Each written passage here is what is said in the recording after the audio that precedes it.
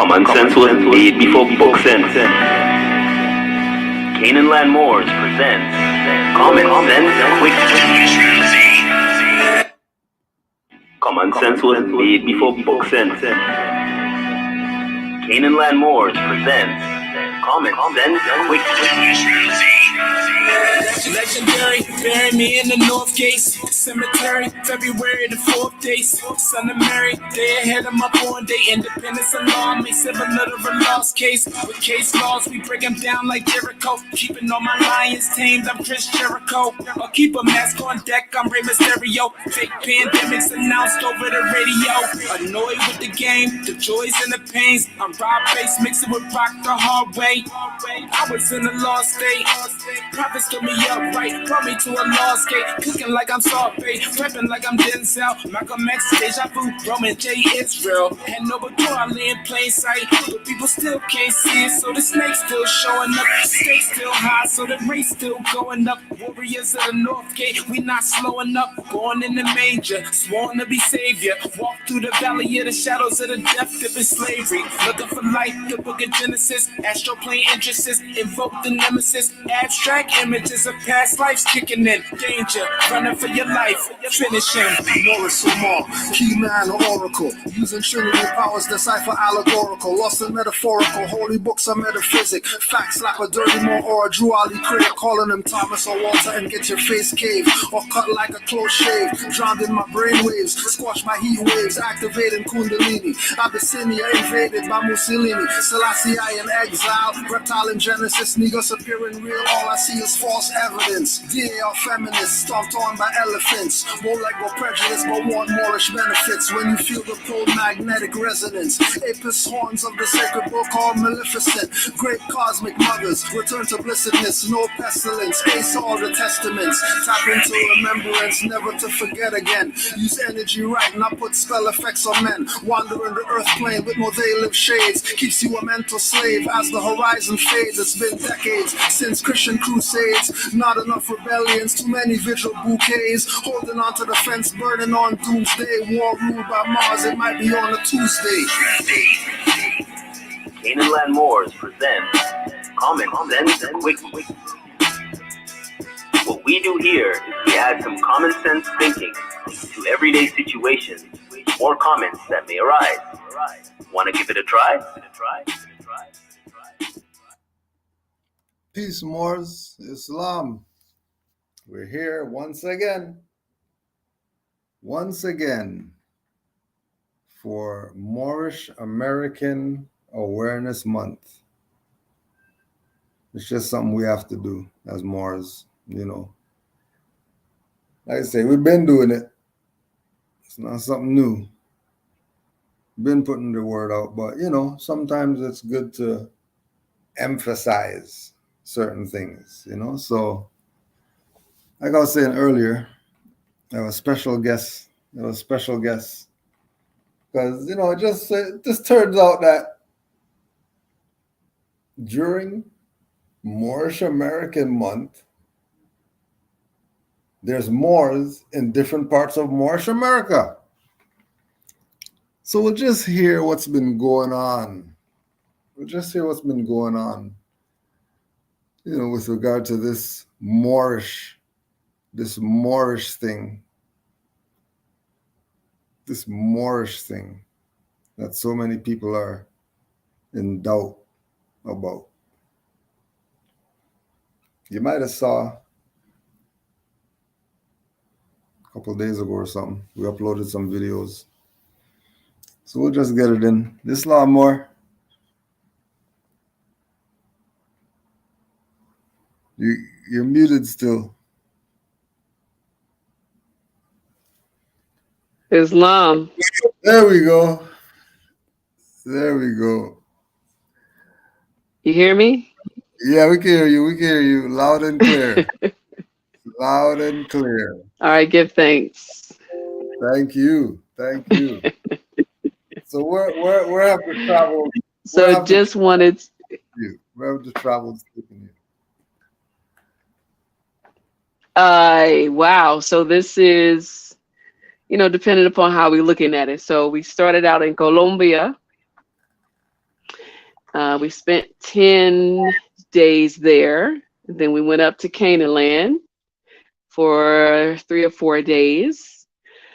Then we headed to a place called, you know it as Easter Island, but the Aboriginal Indigenous title is Rapa Nui.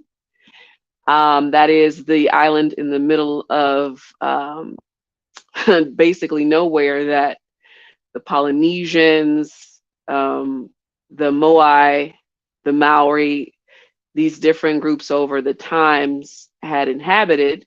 And that's where you see those famous statues with the red, what we call it a fez, but it's technically their hair, mani mani. But so we were there, and then we came back to the mainland of Chile, spent about a week and some change, and now we're in Argentina. So we've been around these last couple of moons or so. So yeah.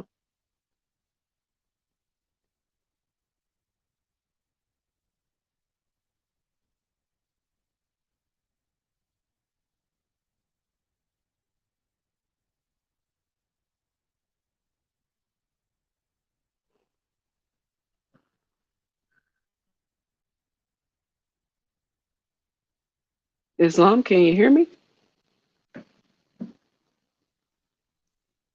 Yeah, we can hear you. Yeah, Oh, cool. Yeah. So, that was me. I was muted. oh, okay. I was like, I can hear something in the background. Yeah. So yeah. So it's been a great journey, and it's good, as it was last year to reach out and link up with Sheldon, and then build with you Moors in Canaanland, and traveling even with Asanaya. Just it's a different type of energy, and that's why I was like, yeah, even though we got dinner going in and got some plans for tonight, I definitely wanted to just tap in and say, there's so many ways that we can find our way to contribute, and whatever that way is, that's cool. And again, to big up Cujo for his sacrifice and what he does to uplift fallen humanity, because we know it seems like there's always plotters and schemers and people trying to distract us. Like, it's always somebody trying to get you to learn about some property or some court case. But like, what about just you getting yourself in order, focusing on self, higher and lower self, and navigating that balance? Always trying to find some way of getting out of something when it's important to honor Noble Drew Ali. He's a universal prophet. Nobody has copyright trademark. Now, we know some people have tried, but he said he was a universal prophet, and he came to us because we needed him the most. So, when you have that kind of distractions and you have people that are chiefs and all this other stuff, but nobody looks at them like they're a chief, and they don't behave in such a way. And we know that there's ways to redeem ourselves. And El Haj Malik, in his case, like, when you're pure of heart and spirit, you're going to be a truth teller, and it's going to cause disruptions because people are going to want you to hide abuse and crazy situations because you're somebody you like. But if it's the truth, it's going to have to come into the light. So got so many distractions, and it's always good to realign ourselves and for people to focus. So if you're just coming into this, like, don't be distracted. Good quality factual information, honorable information when you hear it. And if you are confused, then this isn't really for you, because there's those of us that are really about honoring Noble Drew Ali and fulfilling our nationality and our birthright. So it's not a game. So, but give thanks again for sharing your time and space with me. I'm grateful for that. Thank you. Islam. One thing I wanted to get you to talk about is proof about Moorish America, because of the stigma of our nationality is not Moorish American or whatever. Is there, based on your traveling, is there a Moorish America and some reference points to prove your claim? Yes, and the proof is, it'll be anecdotal for you all to hear me, but those of you that study, I will give you some points and places for you to corroborate information. So again, if you have some miles or somebody has donated some miles to you, or you got money for some flights, you can go to some places and find some places to go and verify the information. Now, we're not going to pretend like everybody on the street in whatever random jurisdiction is going to know that you're a Moor, but they may recognize the signs and the symbols of what that represents. So first anecdotal example is when I was at Rapa Nui and I had my fez on. And the way that the island is situated, it's very small, and it's most people there are of European descent. And you have some people that claim that they're of the indigenous connection. And so whether I had my locks out or my fez on, people were making comments and staring, right? So, but they do that in South America, period. And so again, Ass and I can bear witness to that. But so when I'm there, I walk in the door and she's like, "Can I have your hat?" I said, "No, it's not a hat." I said, "It's a fez. It's a part of my culture." She said, "But I want it." I said, "No, you can't have it." And she says, "Well, that's what the Moai wear." And the Moai is what the statues are called. And I was like, "Well, you know," I introduced myself. She introduced herself. And I said, "Well, you know, thank you for your interest in my culture," and da da da da. And so even as I'm leaving to go outside and, you know, we've had our little tour, she still is trying to find a way for me to share some information with her.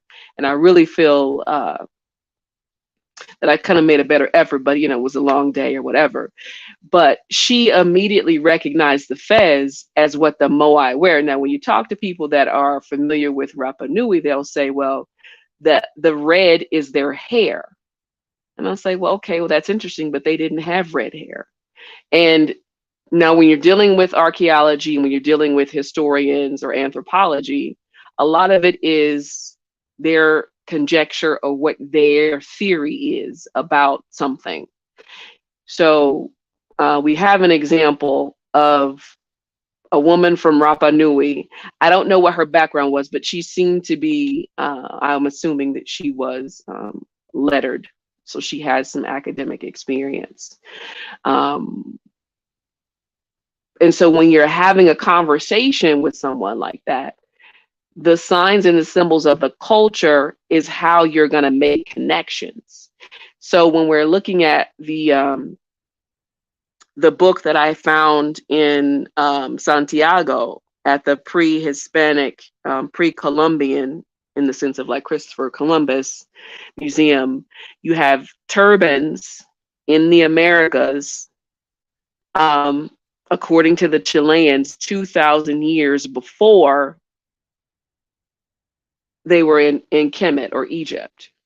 And there's multiple theories back and forth, more mystery or mythological than was in regards to historical record. So when you're dealing with cultural symbols, and that's why it was so important for people to be able to see the idea of the hair with the beads on it and the lock jewelry, and the fact that this culture had created whatever their caste system was, how they divided their societies. There's still some research for me to do, but for those of you that watch the Instagram live or Cujo has posted it, you'll be able to see that they have a system that it didn't matter what your status was in society with regards to being mummified and having the process done and how they wrapped you up. So when we're talking about, is there a Moorish America, or can we substantiate that? Well, we would have to go back and look at a lot of assumptions we have about a lot of different cultures and ask some questions about what can we prove with regards to culture of people wearing turbans, people having something called a fez that's actually a fez. And so that's why I made that point at that time, that a lot of the people within the Native American tribe, the Bureau of Indian Affairs context, will say, oh no, that's not a fez. Well, according to the Chileans and their evidence, there were fezzes at least in 900. So in the 10th century, there were things called fezzes in the Americas. And so when we're looking at the idea of the creation of the recognized tribes, and so for those of you that don't know, these different groups who were very shadily organized. So there's a book called The Confederate Cherokee, and it talks about there were two groups. There were a group of people that were what we call amalgamated or mixed, for lack of a better term. And then you had people that were supposed to be bona fide, tried and true of the original bloodline of these Cherokee. And you had the people that were either, I don't know what percentage European or so-called $5 Indians that were making these decisions as opposed to the tried and true. And so when we're talking about culture, we're talking about symbols and things that are important to culture. So if we're saying there's a Moorish America, in the context of our culture of wrapping our heads all over the planet, in particular, the way that we do it, and we would have to get somebody that would have to compare the burial practices and try to find some other things. But in the context of the signs and symbols, we have a lot of evidence just in this small part of South America that someone mentioned the unexpected faces in the Americas. Well, you see them, but you don't see them in turbans and fezzes.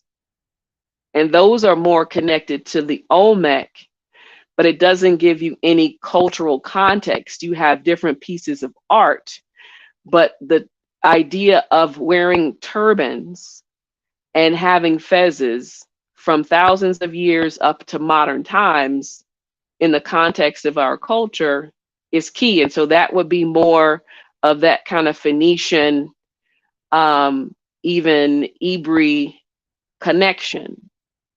So if we're looking at tassels, fringes, covering the head, a social structure within a society, among other things, you could make an argument that that would be Moorish America, because we would have to ask, and again, we're not trying to do back and forth because there's not enough evidence to support their claims. So you guys have evidence of the different type of fezzes that existed before the 10th century in your tribe. Because the evidence would suggest, and people make these arguments, that's what it happens when you're making a claim, that the earliest one that we found with regards to South America and Chile is the 10th century. So we would, and that's why I said that's before the Great Law of Peace. So remember, the Great Law of Peace started as mythology, as Hiawatha and Digandawida and 11 something, that these two came to agreement to create law. Now we know that law doesn't happen that way. It takes a society that's educated, you have a priesthood, you have lots of things in place, a diverse economy, a wealthy society, in order to have a codified law system. So when we're looking at multiple things, you know, people have every right to have an opinion, but when we're looking at it in an academic sense, you could make an argument just looking at the information from Chile, let aside anything else, especially in South America. There's another book called Africans and Native Americans, if you don't have that in your library.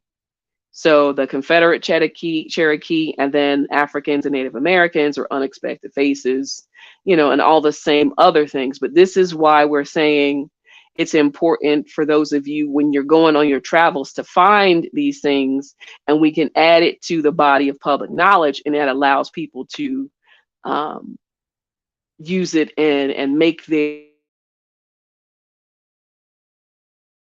So say, is there a Moorish America in the context of the modern phrase? No, but yes, in the phrase of signs and symbols of our culture, because we can substantiate that since time immemorial. And the fact that the tribe was called the Moro tribe.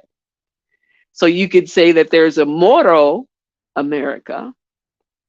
And so for people that want to be literalists, we have that tribe, I think that was the one from 1000 BC to like about 500 AD. And then we had the Chinchorro tribe that was around 6000 BC. And again, these dates are subjective. And then you have other groups that are supposedly contemporaries, or they were a part of this Olmec affiliation, confederation, etc. So we have turbans from the Moro tribe in 1000 BC. So we have Moors in South America wearing turbans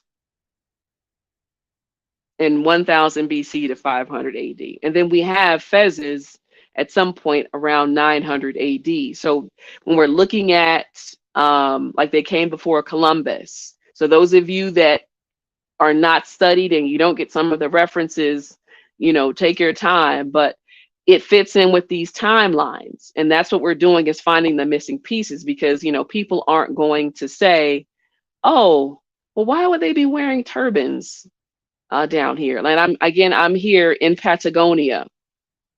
And those of you know about Patagonia, you know about Patagonia. It's very cold. It's wintertime in South America. It's cold and snowy and rainy. Wearing a turban, it's not really going to do you any good. So you're going to look at the context of the culture and make different perspectives. So in this area, in at least 1000 BC up to 500 AD, wearing turbans. So we would ask people of those different Bureau of Indian Affairs, privileged or recognized tribes, do you have something that's older than that? Because the thing that you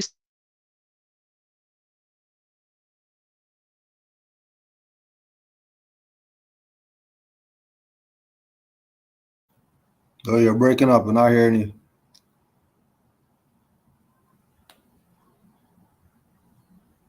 Yes, we have Moors in the Americas in 1000 BC. Oh, you're not hearing anything anymore? You just hearing anything now? Yeah, I can hear you now. I can hear you now. Yeah, so you got Moors in the Americas wearing turbans in 1000 BC. Did you see that question on the screen? I didn't hear the last part. You cut out. You heard that question? You see that question on the screen? Oh no, I'm sorry. Well, is Germans one? No, it's on the screen. Oh no, how do I honor Noble Drew Ali? Since I'm getting worn out spreading the word, should I keep to myself? I'm also told I'm an Albion. Is this more? Have you read Noble Drew Ali's literature? So this is a question where you would read the literature. Your questions, you know the answers to your question. Have you read the literature? Do you have prophecies and statements? Do you have the 101 questionnaire? Do you have the divinely prepared Circle 7 Quran? So if you've read or have the literature, that should be enough for you to start there. How do I know what to trust? Again, the questions you have are not about Noble Drew Ali, they're about you. So, you know, I'm not gonna tell you about who you are. I just say that if you want to know about Noble Drew Ali, you can read the 101s, the questionnaire, and then you can read some of the prophecies and the statements, some of the things from the newspapers. And then you can read the what he prepared for the people, or the mysteries of the Silent Brotherhood of the East. But, you know, how do you honor Noble Drew Ali is that you read the literature, read what we have left behind. But the questions about you, that's something that you will find as you read the literature and you ask questions about yourself. No one can tell you about you but you. And so I don't know if trying to answer whoever that was. I think that was clear. If this is what Drew Ali was going through, it's no wonder he's gone. What?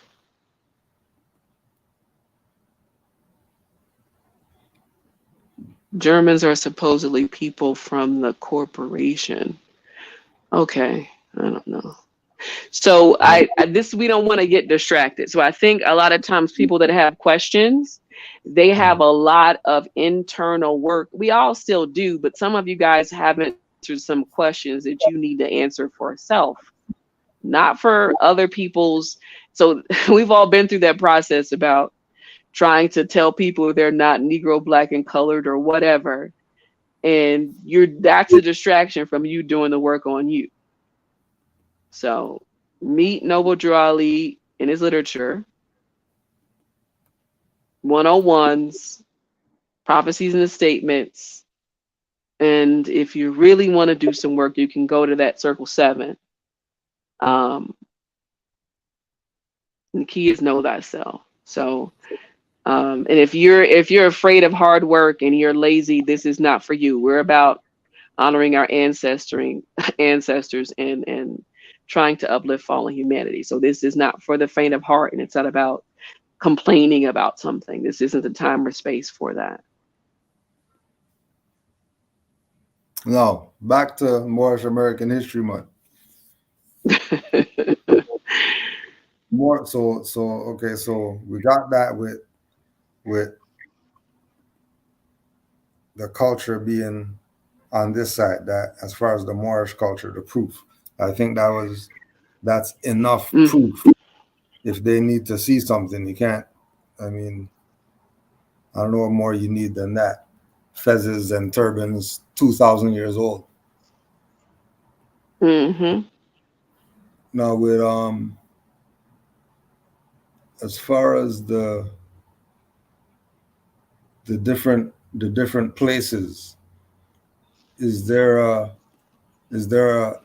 a common thread between all these different places based on the culture? Like, is the Moorish theme the common thread, or is there other things also going on? Because like they would say that, oh, I went to wherever and they don't call themselves Moors there, but they got turbans.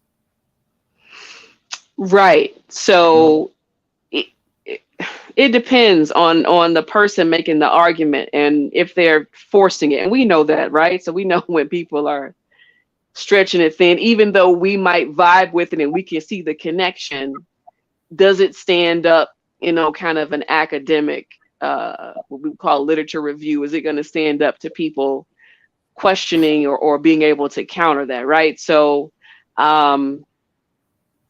let's see. When you're looking at, for example, in Mexico, you have an area called Veracruz where you have a lot of different Olmec heads and other things with regard to the culture that people have been there to see, or been to the pyramids at Teotihuacan, etc. So when you see the images, you see that they have braids or locks or something coming out of something that looks like a turban. So when you're looking at the different depictions, and I think there's a great stela, I can't think of where it is in Mexico, but you're looking at it like, are those braids or locks, and why is their hair wrapped up like that? So depending upon who the anthropologist or the archaeologist is, they have their own political agenda, right? And so that's why it's so important for us to create these different institutions and having the financial wealth to create these trusts so that people can study and be able to make the connections. So when you go there and you read what the literature is, those of you that are familiar, for example, they'll say, oh, well, they made the slaves the topics or the people for the Olmec heads, and nobody has ever made huge ton, well, at least as far as we've known, to honor a group of people that would be enslaved. And we come to find out that these were some type of warriors or noble leaders or generals or even football players. Like, there's different theories about who they were and why they had them or how they found them. So to answer your question is, when someone says that, then the conversation isn't over, because as studious Moors and industrious and critical thinkers, we push back and say, okay, well, we'll look at things within the culture and say, all right, so what in their culture shows that they wore turbans and fezzes prior to? So when you're looking at this timeline, you're saying, okay, so they might not have called themselves Moors, but at some point there was a change in the culture, there was an interaction, there was a marriage, there was some kind of connection with some group, and there was something that changed in society. And so as you study these different connections and how these societies change over time, there's a shift in power. They're coming into contact with someone else. So that's why the conversation can be, they could call themselves a lot of different things, but when I'm looking at the culture, for example, the Polynesians using the word maruru to say thank you. Their language is thousands of years old, out of the context of Africa. And so they're trying to say that these are, they're more connected to Australians than they are to so-called Africans, right? There's different theories about even the Melanesians, the ones that have the blonde hair and the blue eyes, the gray eyes. So the point to answer your question is, yeah, you can say they didn't call themselves Moors, but the word is in their language. Or you can say, well, why would they start doing something different with their hair? What's the point of them covering their hair or taking pride in their hair? Because we know that typically if you are some type of shaman or a priest, you're not going to cut your hair, because that's your connection. Even the Bureau of Indian Affairs tribes, the way that they assimilated them was to cut their hair and to give them a European name, right? So you can call yourself a different appellation or name, but we can always push back and say, I could find things within your culture that are similar to ours, and not that it's a competition, but we have that presence here doing it for thousands of years. So until you can prove otherwise, you had some contact with our culture, and that's fine. And then people are just going to have to just be okay with that. Just be okay with it. Islam. Any more is in the chat. If you have any questions, just push the link and get in here. You need to put your Cash App out there so everybody could send you. No, this is about uplifting fallen humanity. This is how I'm contributing. It's not about getting wealthy off of knowledge that's not mine. No, it's just preserving the information. Now, one of the things too that we're looking at dealing with as well is when Moors proclaim their nationality and they get to the stage where, you know, they're ready to make the transition. Based on your journey in this paradigm, do you think it's wise for them to throw everything out because they found out there are more? Oh my goodness, no. Go ahead. No, because I got a call probably like last week. You know, sisters getting into the information, but you know, what do I do? You know, do I get rid of what? You know, and she started going on this panicky thing about getting rid of the damn instruments and you know, discharging, you know, my bills, and it's like, so what's your take on, you know, for the two in the back that's realizing something's up, and then they say, yes, I'm going to proclaim my nationality. What should follow that? Oh my gosh. So go and listen to some blog talk classes. Go and find some old classes on YouTube, or even if you got any of those stores around that got some old DVDs, Go get them and listen and learn by other people asking those questions. So whether these are old videos or old blog talks or new ones, some of you all want to be told what to do. That's not how this is going to work. It's just like an investment in self. Those of you want to make some fiat and always trying to be a prosperity pimp or prosperity conscious person, right? You're trying to get the rich, quick, shortcut, microwave way to this. There is nothing to do but spend time studying self.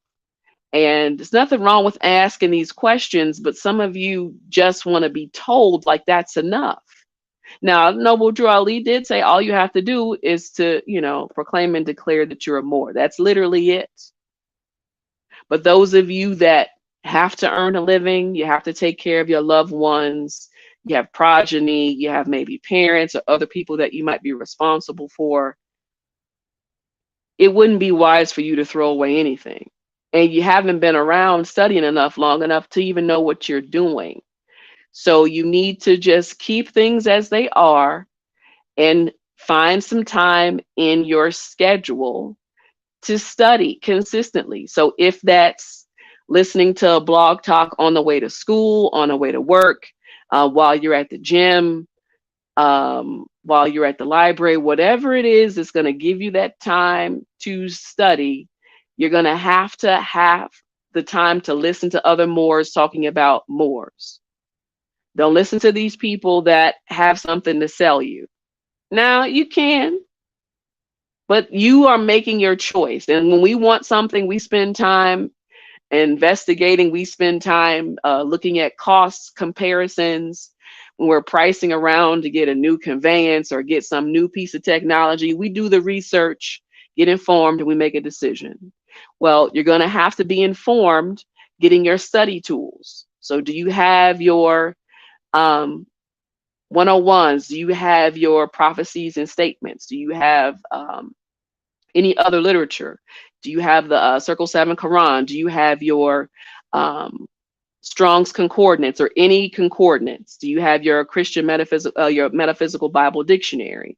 Do you have any law dictionaries? So do you have the tools for you to be a student? Secondary question. Tertiary question is, are you going to be committed? And you're going to have to spend that time. So if you got 30 minutes, 40 minutes, an hour commute to work, then that's the time for you to download the classes and be listening on your way.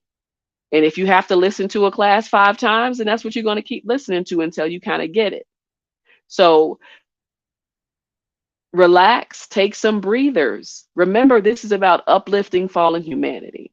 And the closer that you are with Noble Drew Ali in the literature and the 101s and the prophecies and statements and the Circle 7 Quran, it'll be easy for you to be able to know the truth and be able to decipher some of that truth and falsehood that's strangely mixed together. So take some deep breaths. It's not a competition. It's about you putting the time in and investment for yourself. Because you know that you have a partner in your relationship, you have progeny, you have parents, siblings, people are looking at you, and you have to be able to not be the jerk, not be the asshole, even though we still go through those different stages, right? But get yourself some study tools, get yourself some time where you're going to be consistent and you can dedicate it to listening to some blog talks or downloading some old classes on YouTube and just listen. And then maybe you go back again and you take some notes or you pause. That's what we did. That's what I did. So in my perspective, I came into this with a metaphysical focus because I had studied religion and I already had the political science background and politics and stuff. So all of those things were already part and parcel to what I was doing. So it's not about getting out of something. And that's why I'm saying for those Moors that do have that information, it may be beneficial to you, but you got to be able to be on point to know how to make it work for you. And everything is not for everybody's business. So you got to be careful for those people that want to be private, how you put your information out there, how you handle yourself, how you carry yourself. because everybody is watching us, right? And so there are people that have multiple motives. And you have to make sure that you shield yourself, because this is energy work, it's spiritual work, in addition to uplifting fallen humanity and fellowshipping with more. So there's so many levels. And those of you that have multiple responsibilities and you know how to handle things at once, this is what happens in a spiritual way. And if you're not fortified and you don't know who you are, there are going to be people that's going to challenge you. They're going to be people that you thought you were cool with. You thought, yo, man, we tried it true, man. We've been through it. And all of a sudden, things are different. You don't know what happened. Something just changed. And that person is just not vibing anymore. Maybe they have gone through something. And that happens too. Like, people have a lot of stuff going on. And just because you say that I am a Moor doesn't it doesn't wash away the things that you're supposed to be doing. It doesn't wash away all of the stuff and how you treated people in the past. And it doesn't help you with your relationships. And to some degree, it's going to be a strain, because people are going to be like, why are you trying to go to the temple? Or why are you trying to do all this when I want you to come be with me?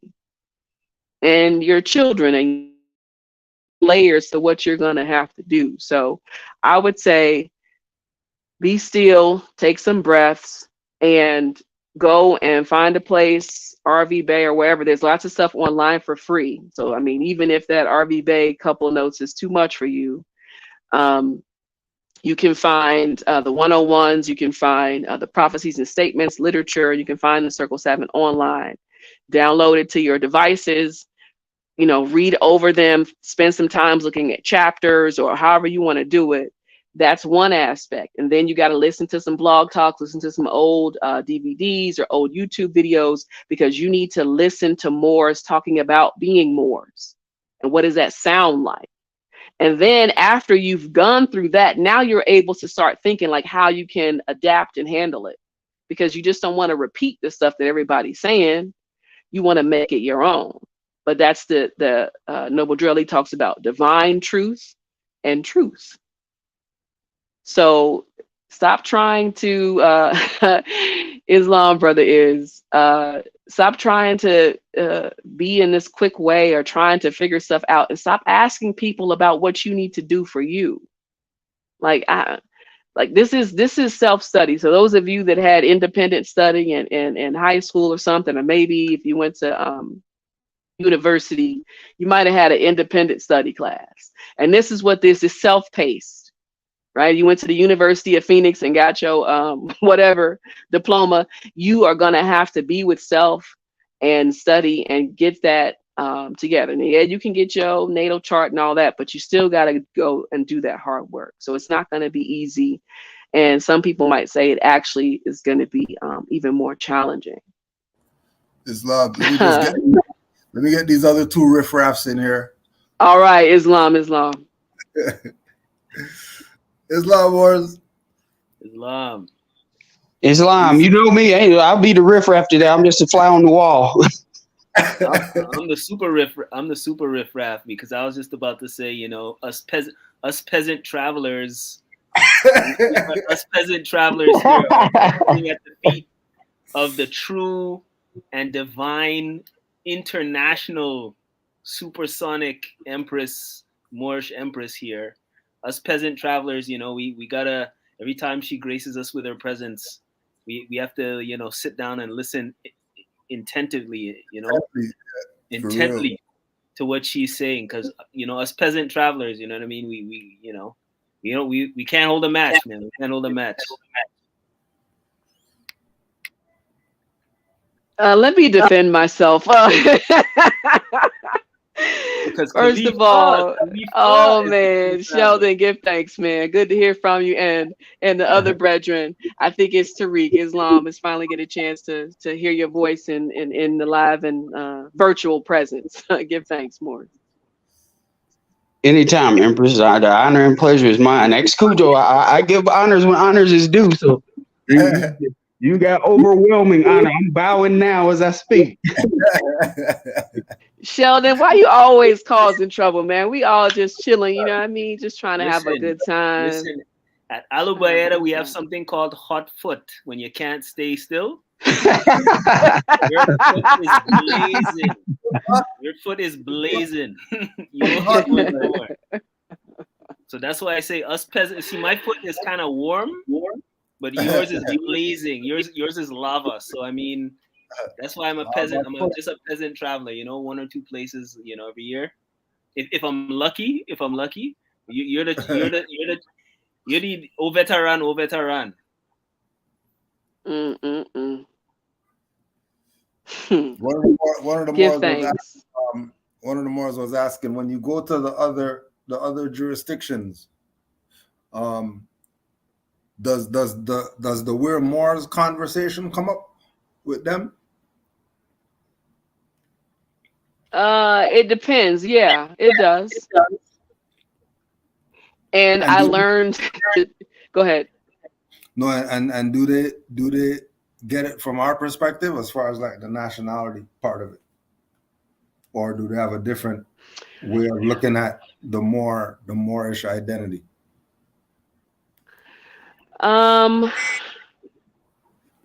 Especially in places that are Spanish speaking. So I'll say this. I'll give an example. So when I was in Rapa Nui, known as Easter Island, right? There was a tour guide who was cool, right? And he was always asking me questions. Like he was trying to figure out my angle or what. Like he was definitely studying. And I think the fact that he admitted to me that he was studying Rastafarianism. There was lots of reggae, lots of interesting music being played on Rapa Nui. That's number one. Number two, when I had my different fez on or whatever, he made a note about it, but he else. And when we had the conversation about his, I don't know if it was his cousin or his niece, I can't remember correctly, so pardon self, but he said that she's African American. I said, well, what's that? And he looked at me with that kind of scared face, like he didn't know what to say or how to say it. And I said, well, the idea of being two continents is very new, because if you're from a certain jurisdiction, you have that national clan or tribal connection. And I said, I'm a Moreno. And immediately everybody within the vicinity of what I said, they perked up and looked right directly at me. I could feel the eyes on me. And so in the Spanish speaking areas, when you say Moreno, that's a whole different conversation. And I said, I'm not a negro, or a negrita, or any of these other ways that they disconnect me from my birthright, pedigree, and inheritance. That it was intentional for Europeans to steal my birthright by making me stateless and creating this arbitrary color code caste system. So I said that I'm a Moreno, and they got that, and I identify as a Moor. And so that conversation at that point, he's smiling, he's excited, and he understood. And even the European from the Netherlands, she said, oh yeah, I tried to study that, but I thought that Moor was a curse word. And I said, no, it shows that we were present in that part of the world in that time. I mean, you have places where Moors are the noble, they're the merchants, they're the bank owners, or they're the kings in some of those areas. And this is in Croatia, Germany, Bavaria, etc. So the idea of us being Moors, especially in a Spanish speaking context, and you say Moreno or Morena, they get the idea. And I say, no, not negra, negrito, or na. I'm a morena. And so that is able to bring more attention, especially in South America, because remember, the people in Spain, they have a little different type of attitude towards everybody else that speaks Spanish, right? Now we know that you can't have a language before you have a people, because obviously the Moors were there. So how can you have a language when it didn't exist, because that country didn't exist? So in the context of how we come as a society and how we carry ourselves, you bring that truth by who you are, whether I'm turbaned or fezzed up or not, because my conversation is let's clarify, let's correct the assumption, and you do it with love, truth, peace, freedom, and justice. And that's why, yeah, you get the context, because I am who I am. And um in the sense of morena, they got that idea.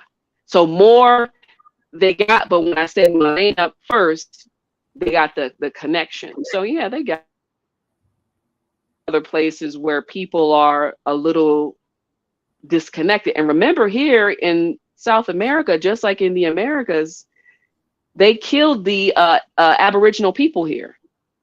Like in this part of Patagonia where I am now, the people were called the Mapuche, the people of the earth, right? So whether we look in other places, they wipe them out, like almost all of them. And then that's why you have this different group of people that's claiming to be something. And it sounds familiar, right?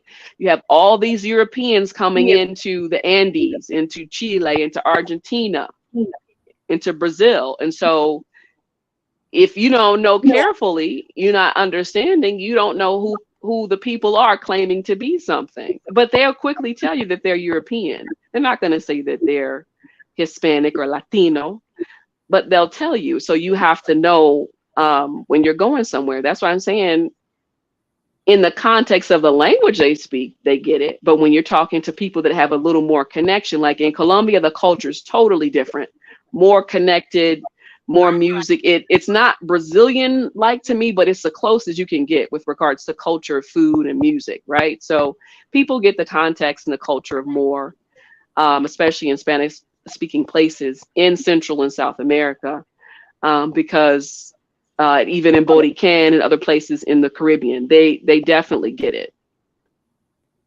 Islam.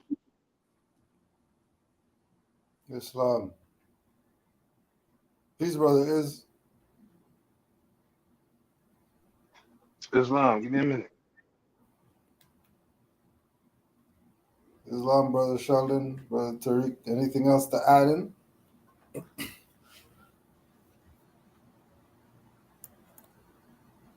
Man, I never fall asleep over there. No. I told you I'm just quiet.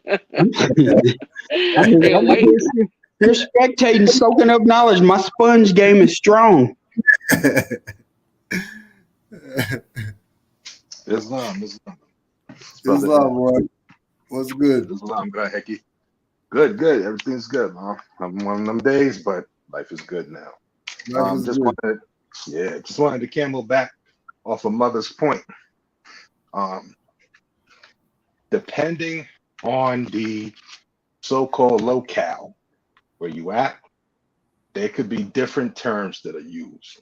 She covered, like the majority that I know, she's covered already. Whether that's morro,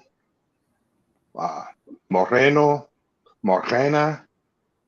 The two that you don't want to hear and are reason to go, let me correct you, is negro and prieto. Prieto is not necessarily the same as negro, but it means dark.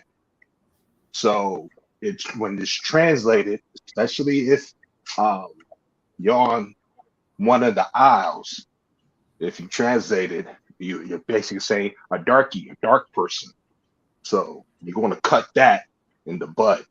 But if you're on that same island, whether it's Borinquen, Yesquea, doesn't matter. You say Moreno, they know right off the bat.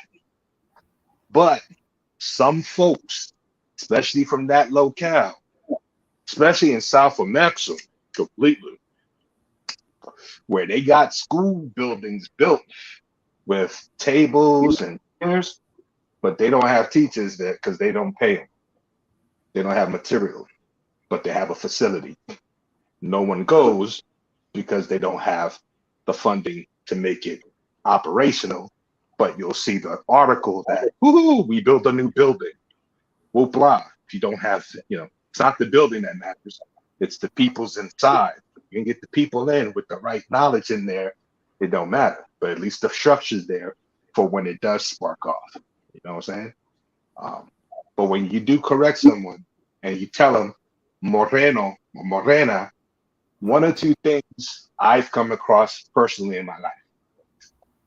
Some of the older generations, and yeah, I know I'm now part of that. My gray hairs, you ain't gotta remind me. But I mean, even older than I, they don't know the true meaning of moreno and morena, and some were told that was a negative. It was a negative. So they won't come at you and say it. But if you say, no, soy moreno, they'll go, oh, okay. And they know that you're coming from the positive spin. They're unsure because, how do I say this? Okay. The only way I can really demonstrate it is, it's going to be weird, but it's to tell you a story from my childhood. When I was in like junior high school in so-called Spanish class with a so-called Puerto Rican teacher. She was asking questions of the class. How do you say bus in Spanish? And somebody in the class would raise their hand, and based off the textbook, they say autobus, right? And I'm like, ain't nobody in my entire life ever say that word. Everybody I know would say la guagua, the camioneta, something to that effect. So certain words I always thought as a youngster were like, for lack of a better way of saying it, a slang, but it wasn't really a slang. And what you would hear it classified as is as a word, but of Hibaro origin. And now you're saying, what the hell is a Hibaro? Hibaro would be what they would call a so-called Indian, a Taino there. So certain words from our culture, from the Isle, made it into that specific locale's lingo. So when we say Wawa, we're not saying Wawa because that's the Spaniard's term. The Spaniard's term is autobus. Wawa is the Hibaro word. That's how we said it when you had the wagons and stuff pulling the caravans from one side to the other, right? Same thing if we say we want a little. You at a barbecue and someone's serving up, the vegan patties with the beans and rice, and you're like, yo, I'm half full, but I still want a little bit because I want to try it. We don't say dame un poquito, something to that effect. We say un ching ching, por favor. Ching ching. That's Taino for just a little. So you get served a little bit instead of getting a full portion because you're not that hungry. So each locale has that dialect. And then for proof in the pudding, when you go to some other locales, you hear them repeat that Hibara word there. And when you ask them, hey, where did you get that term from? Because it's not Spaniard from the Castilian aspect. Castilian just means castle. Okay. It's in the quote unquote Spanish lingo of the locale because we had trade. People are coming across, some folks, more has been known this, that but way before Colombo landed in Haiti, Kikesa, that there was already so-called Malians coming across training guano. What's guani? That's gold, right? But not just pure gold. Pure gold is a soft metal. But if you take gold with certain parts silver, certain part copper, and melt it together, you get a much stronger piece. And they had spear tips made of this guan, right? The gold of that mixture, that even the Europeans took that back to Portugal and Spain to their metallurgist, who then melted it to see that its parts were the same proportions as those that were coming out of the motherland. Because we had been in trade for thousands of years before the modern day or the explorers, the conquerors, whatever you want to call them, the foreigners came to this locale, right? But people forget that if one group made that journey across the ocean, right? How come it's so difficult for them to think that they went from the island up to the Gulf, into the Gulf of Mexico, into the Isthmus, what you call today Panama, the northern portion of South of Mexico, which even though today, if you go down the coastline, you got multiple countries from Bolivia, Guatemala, Honduras, Venezuela, Brazil, all down the line. At one time, the northern portion, that was called La Gran Colombia. That was all one spot, the whole thing. Then you bring into the story of, what's his name? Simon Bolivar. Okay. Now, yeah, he was a Mason. Absolutely. 33rd degree. But in those days, anybody who was anybody, the only way you got to be anybody was through Masonry. And not to get into a long tirade, which I'm probably 30 seconds past, according to Sheldon. I can smell you from here, brother. Right? But Mr. Boulevard, Brother Boulevard, exactly. Brother Boulevard. Here's the funny thing about it. Brother Boulevard broke out from what's now called Venezuela, went to Haiti, right? Caught up with Toussaint, chilled there, lay low, because they were coming to get him, Boulevard, right? Them being the Europeans, the Portuguese, and the Spaniards. So he dipped out.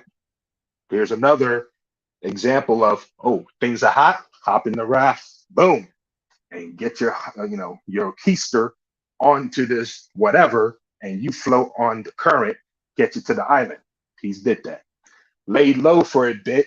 Toussaint chilled and vibed with them, so much so that he sent them back with not one boat, but 3. And notice in the Christopher Columbus story regenerated. And gave them colors with a mandate. That's why if you compare the Haitian flag and take a look at the Venezuelan flag, you're going to see they look pretty damn similar, except for the emblem in the middle. The mandate that was given to Boulevard was, and now here's where things get really funky, and depends on which source you wish to add more validation to. Go to your Wikipedias on whatever browser you want, look up Toussaint, look up Simon Boulevard, and they'll tell you there, everything that brother is just mentioned. Things got hot, Boulevard broke out, went to Haiti, laid low for about 2 months, and then went and got a mandate, the colors, and then went back. But if you look up Toussaint in Wikipedia, they list him as a non-educated slave, right? Who knew nothing, did nothing, had no schooling, probably couldn't read, yada, yada, yada, right? But then when you look at the Boulevard page, it was Toussaint that gave him a specific mandate that said, okay, when you go back, you can have this stuff and you do honors to us if you free this place, that place, that place, this place, that place, this place, and this place.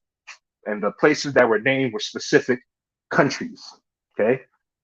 How a slave that don't know how to read know how to name specific countries and land masses is my question, A. B, why only give a list of certain places? Free here, free there, but don't free everybody. Just get these over there. Or if it was a combination of both stories of Toussaint being not necessarily book smart, but street smart, so to speak, and having that people skill, that people knowledge to be able to read someone, don't it sound a little more believable of Tucson to say, hey, Simon, here's some boats to help you out. Here's some gear. Here's some men. Free the world. I don't know about you, but it's a rise of the Moors. What the hell is Brother Is talking about now? Rise of the Moors, Brother Jamal did this whole thing on a statue. Some of y'all may have seen it down in Central Park, made of bronze, right? That statue was of Simon Bolivar.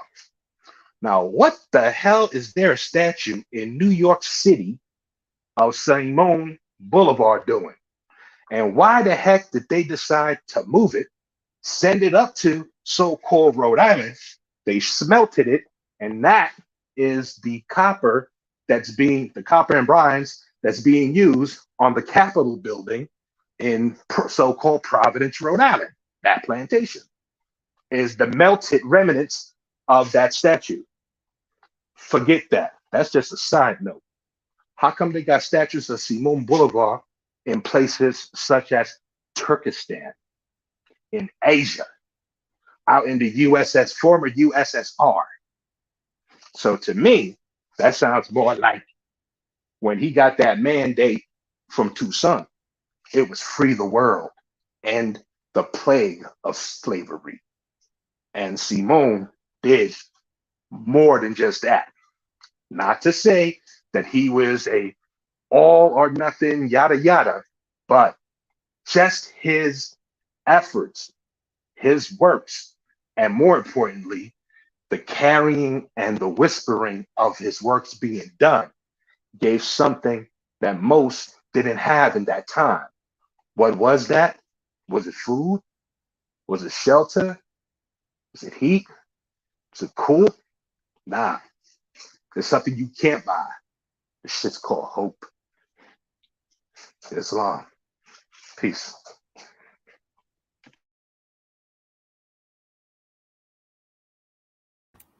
Islam.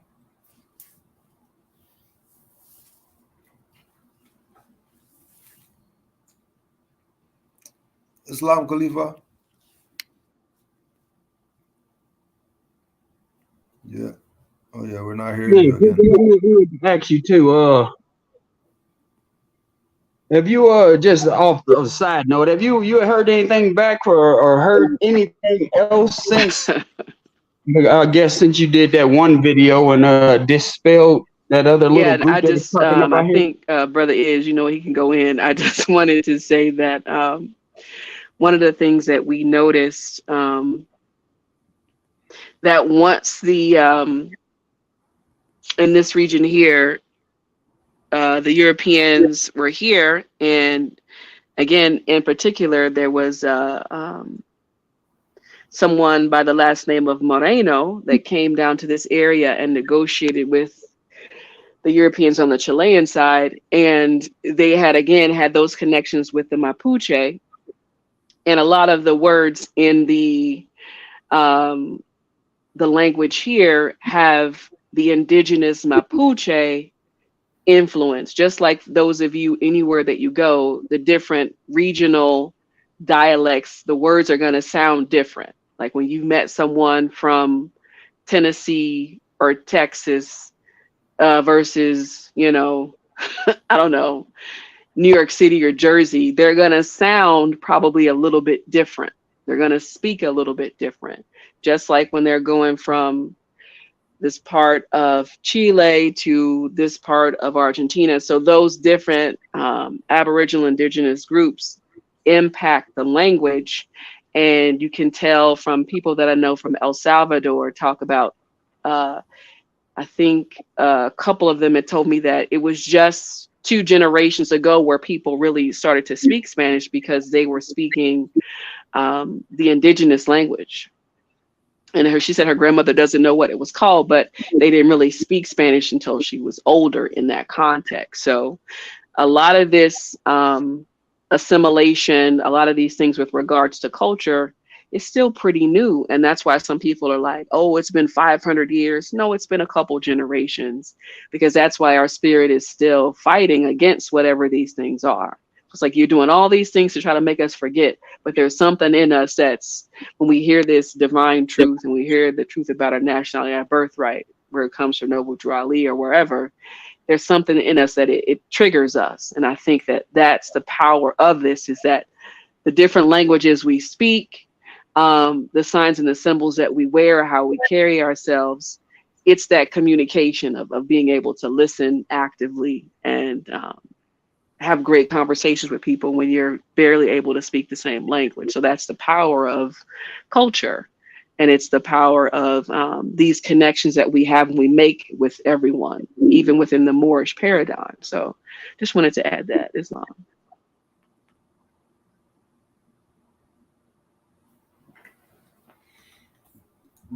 Yeah, just to piggyback on what she was just saying, the mother was just saying, that spirit, that energy is there. That's why I said I don't understand how we still so lost and confused after all this time, because if you run across a snippet of anything, like you said earlier, Cujo, the Black Fez Taj, or back in the day, anything like that, similar to that, how can it not awaken that inner spirit in you to say, hey, wait a minute, something ain't right, and snap out of this?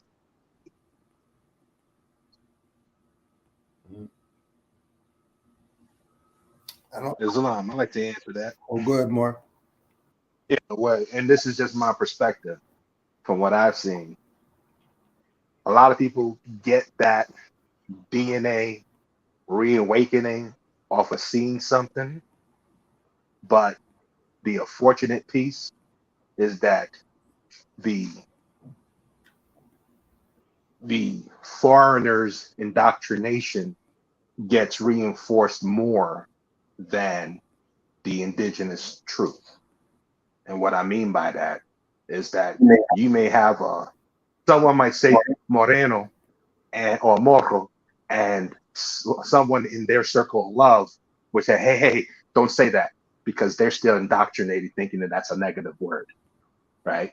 Without knowing, you're giving homage by saying that and not using one of the true misnomers as prieto or negro, negrita, that aspect, you know?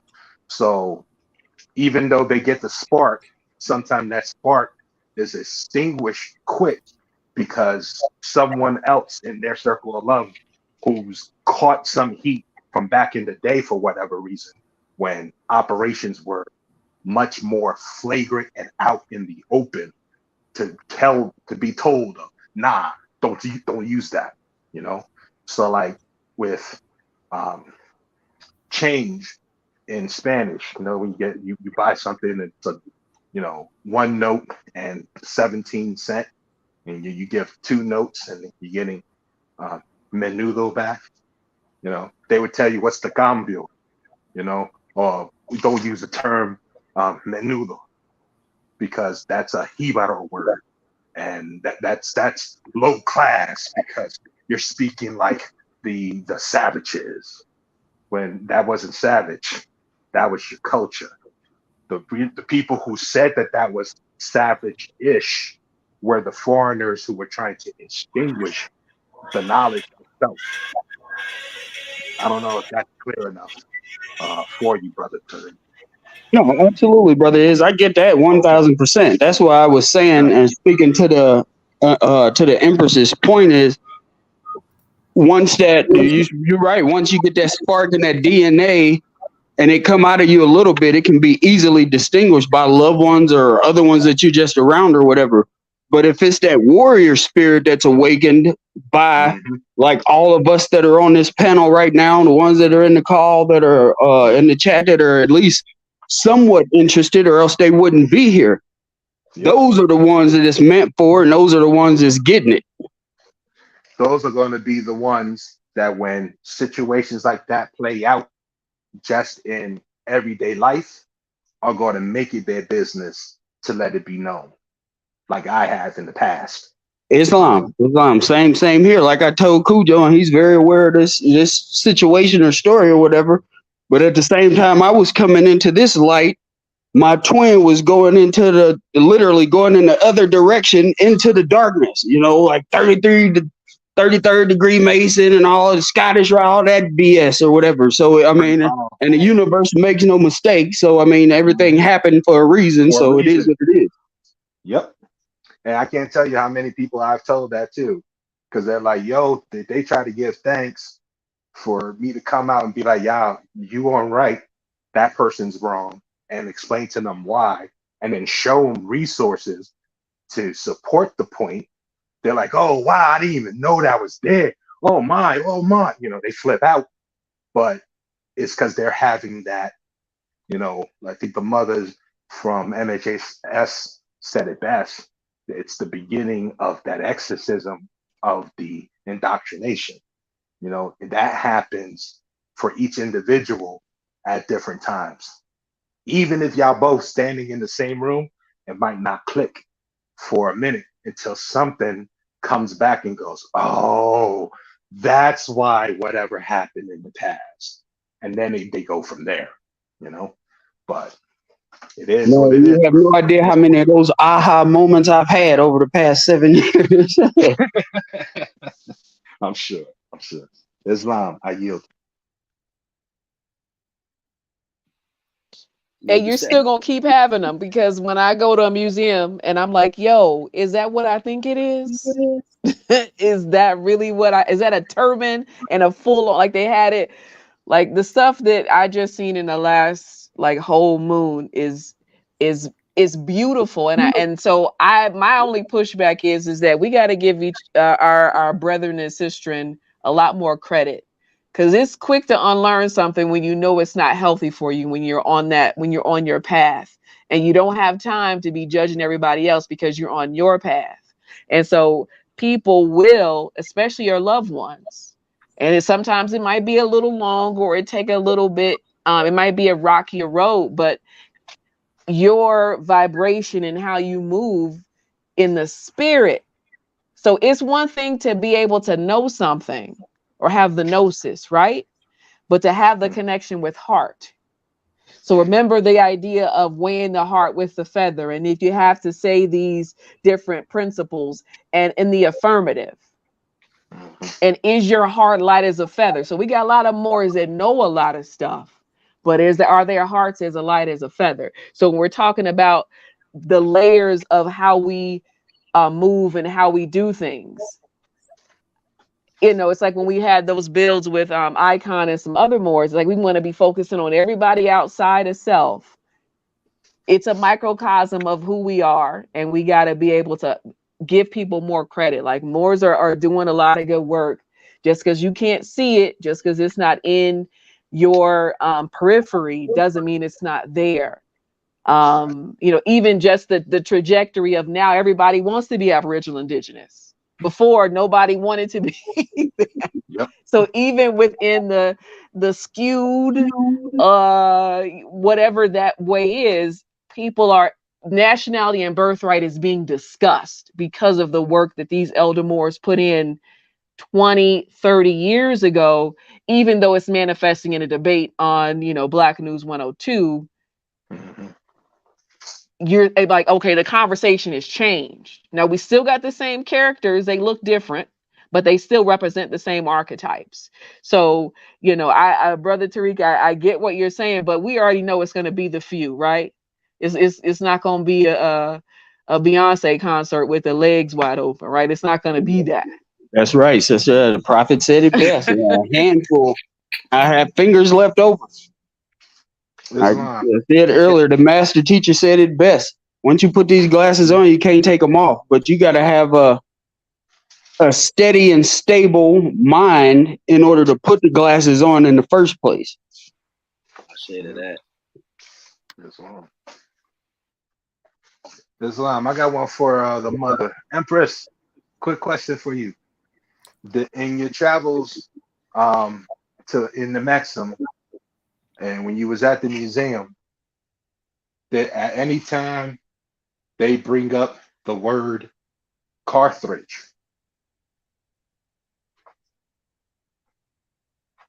I've had interesting conversations with people that have brought it up, but it's not like for an everyday person. Mm-hmm. But in the space, so for example, when you're doing your travels on your own space and time, you can have a little more freedom when you're having conversations, because you have connections, like you build. And so just like when you're with Moors, and sometimes you'll be like, man, something about this Moor seemed familiar. We just sit down chatting, right? So with the sister that I saw at Rapa Nui, I really was like, man, I should have just exchanged and got her information, because she definitely had some things that she could have given me, and things I could have given her. But in the context of Carthage, now if I was speaking with maybe some people that are affiliated, yeah, like there were people like when we went to La Montserrat in Bogota, and there was two, I don't know what the other guy's nationality was, but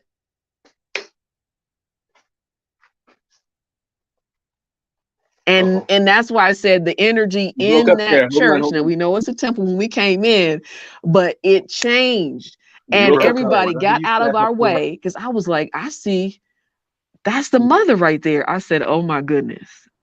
And soon as we came in, the two people that were she can't hear Salam. Yeah, you broke up a while ago. Yeah. Whatever you said before you said and was not broadcasted. Nobody heard that. It disappeared. Oh damn. Well, let me try to stand in a 45-degree angle. Yeah. Hands Left up. hand out. Yeah, Pointing exactly. to the east. Maybe that'll give me a better reception. Put some aluminum foil on. Do the third mudra. And the third mudra, not the second. The third one. That'll give you more cell phone reception. Right. Cujo, I was going to say that to what we said. We was talking about in the chat the other day. If you travel, and if you're of right, Tariq, say that again. I said, if you travel and if you're of right heart and right mind, and you're in your national headdress and Moorish garb, you'll see the reaction and response that you get to it, and it's not gonna be negative 9 times out of 10. I'm saying. Oh, I got a story of that right off the bat. Happened to me in Khalifa territory. So, no joke. In 2018, I remember the year. Got pictures of it too. I went to a so-called Mexican place. They had a painting on the wall, and the painting was of a map of the continental U.S., right? Down to the Isthmus, showing Mexico, and all the way to Panama. We stopped at Panama because the ground was there, right? And I went, and the waitress came over. I'm with my consort on a business trip. We just landed, and I wanted to get something to eat. I was looking for some good mole. So I'm a mole addict. It's a special sauce, right? Remember, my consort cannot have. She's allergic to some of the ingredients, but I can dig it.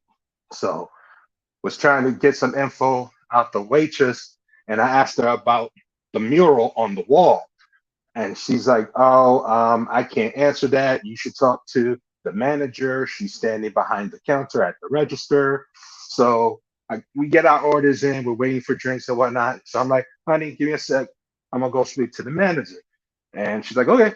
So I get up and I walk over there. And I'm like, hey, hi, you the manager? She's like, yes. I'm like, I have a question about the mural on the wall. And her initial response was, Coño, dada, aquí vamos otra vez con esta jodienda. She basically said in Spanish, God damn it, here we go to the freaking devil. Why is we always getting beef about this damn mural? And I'm like, whoa, whoa, whoa, whoa. I'm not here to dish you about the mural. The reason why they were having issues or had issues is that it showed Mexico going all the way up to the border of what they now call Oregon. Okay, so it would be to give you a time period, it would be the map of Mexico from about 1859. You know, the one that Absolute Vodka used on their advertisements in print and on TV, and then Yeah, the one that got Mexico as half of the United quote unquote America. California and Texas was included. Yeah. Yeah, So they had been catching mad heat from foreigners going, "That's not the map. That's wrong. Blah blah blah." And I looked at the manager and with a straight face said, "Yup, that is wrong." And she's like, "Oh, here we go." I was like, "Mexico didn't stop there, Oregon. Mexico went all the way up past Canada. The hell you talking about?" The lady lost it. She started crying right there, ran from behind the counter, jumped on me. I mean, full bear hug, almost had a leg wrapped around me. And my consort got up and was like, "Hey, he's mine. What are you doing?" type deal. And, the whole meal, she just kept standing at our table, picking my brain for more information. So I go into the phone and I'm pulling up other maps, treaties that state who's who and what's what. And she's like, "Oh my God, I can't believe you just brought this in. You don't know. You don't know how much heat we've been having." And I'm like, "Well, chill. I'm just showing you what most of the planet knows. But just because the planet knows, don't mean that those foreigners here are going to acknowledge it. Because as long as you don't know or you're not certain, they could play on that and have you self-doubt. But I'm showing you stuff that if they open their mouths complaining, you can shut them down instantly. And it's not from sources like the National Enquirer. It's things from the Library of Congress." And so that made her whole month. Basically, the meal cake was on the house for that day, but I left the cost of the meal as a tip for the staff because they were cool like that. You know what I mean? I wasn't trying to get anything out of it.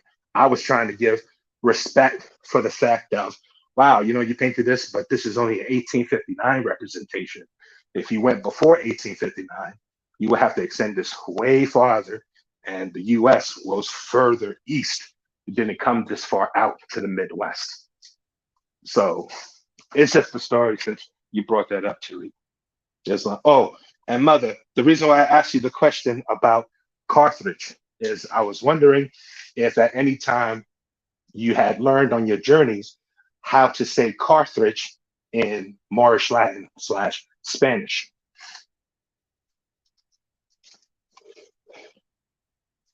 Uh-oh, did I get disconnected? Now you're good. No, I can hear you. Yeah.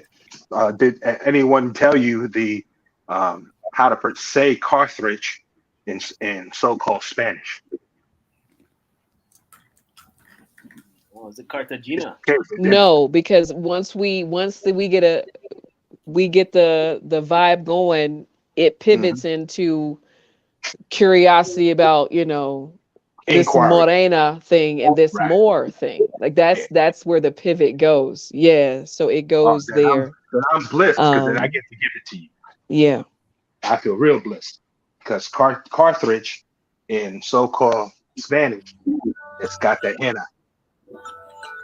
And the reason why that's of importance is that when you see the old maps in Spanish or Portuguese that have Cartagena listed, Carthage, right? It makes us wonder which Phoenicia they were speaking about and which Carthage they were speaking about. The one over there or this one here?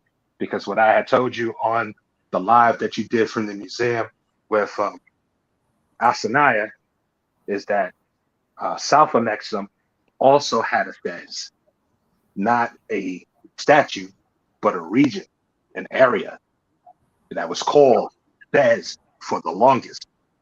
Today, that's the Bolivia, Honduras, Guatemala area. Got broken up into 3 different countries, sans Simone Boulevard, where they were, there was no large scale mass communications. So things to spark off, it would happen. Someone would catch on to it, see it in their travels and passing. And then, of course, like wildfire, the information would pass on. So things would happen at different dates. So you may have had a big battle occurring in the north, but north, south of that area, they still didn't know about it. The people from that north, as that engagement was coming to a close, started heading back and letting people know of what had occurred and transpired. And that would give the hope and the light, the spark for that area to then jump off with rebellion at times as well. So we have a Fez on this side. So give thanks for that. And we have more than that, but the key thing is when we were in Cartagena, right? Mhm. The castle there in particular, and I guess we'll have to do something on that, because just the architecture alone is just, like the area that I'm in this area, there's a Cordoba, right? So you have the places, but the key is, can we find the symbols and the connection? So that's what I was saying with regards to Mapuche. So the 90, how many ever percent of them were gone. Once they got their help and assistance, how are we able to make these connections? So when we have the people that find something or they make these connections, and I'm like, okay, I have the eyes to see. And I'm like, oh, I see what that means. But you still academically have to make the connection. So when you're looking at it, because we want to give people their right to your culture and be honorable and respectful, but we also want to say, there's so much information that we already have verified that we know that there has to be, there just has to be so much. And I think on this wonderful little journey of my Moorish Indiana Jones experiences, you get to see these connections in real time. And I think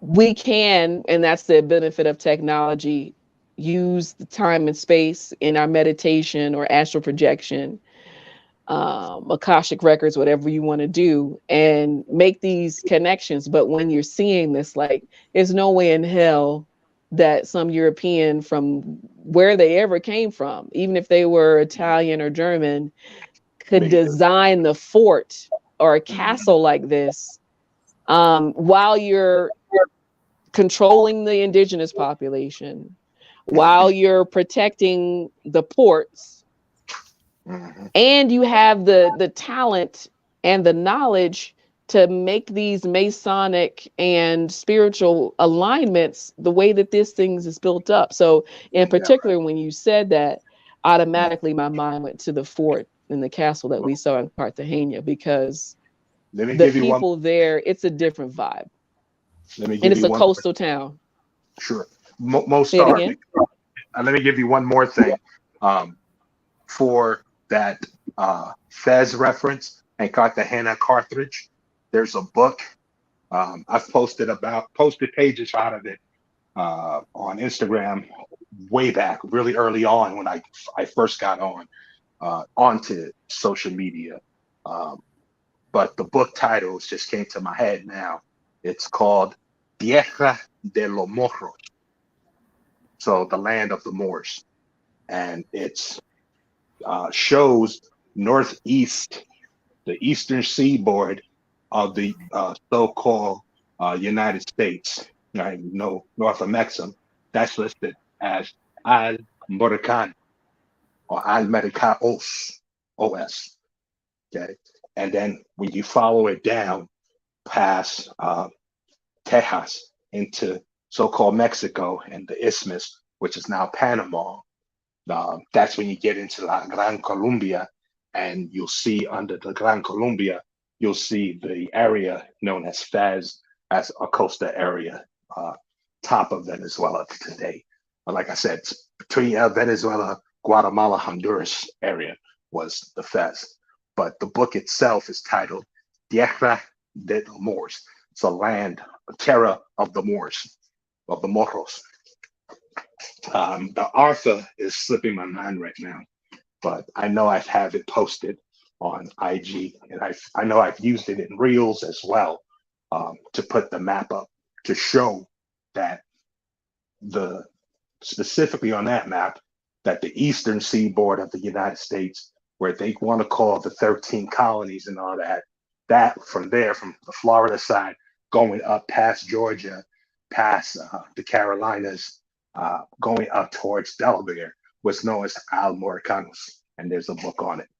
The date of that book, if I'm not mistaken, its published first printing was like 1890.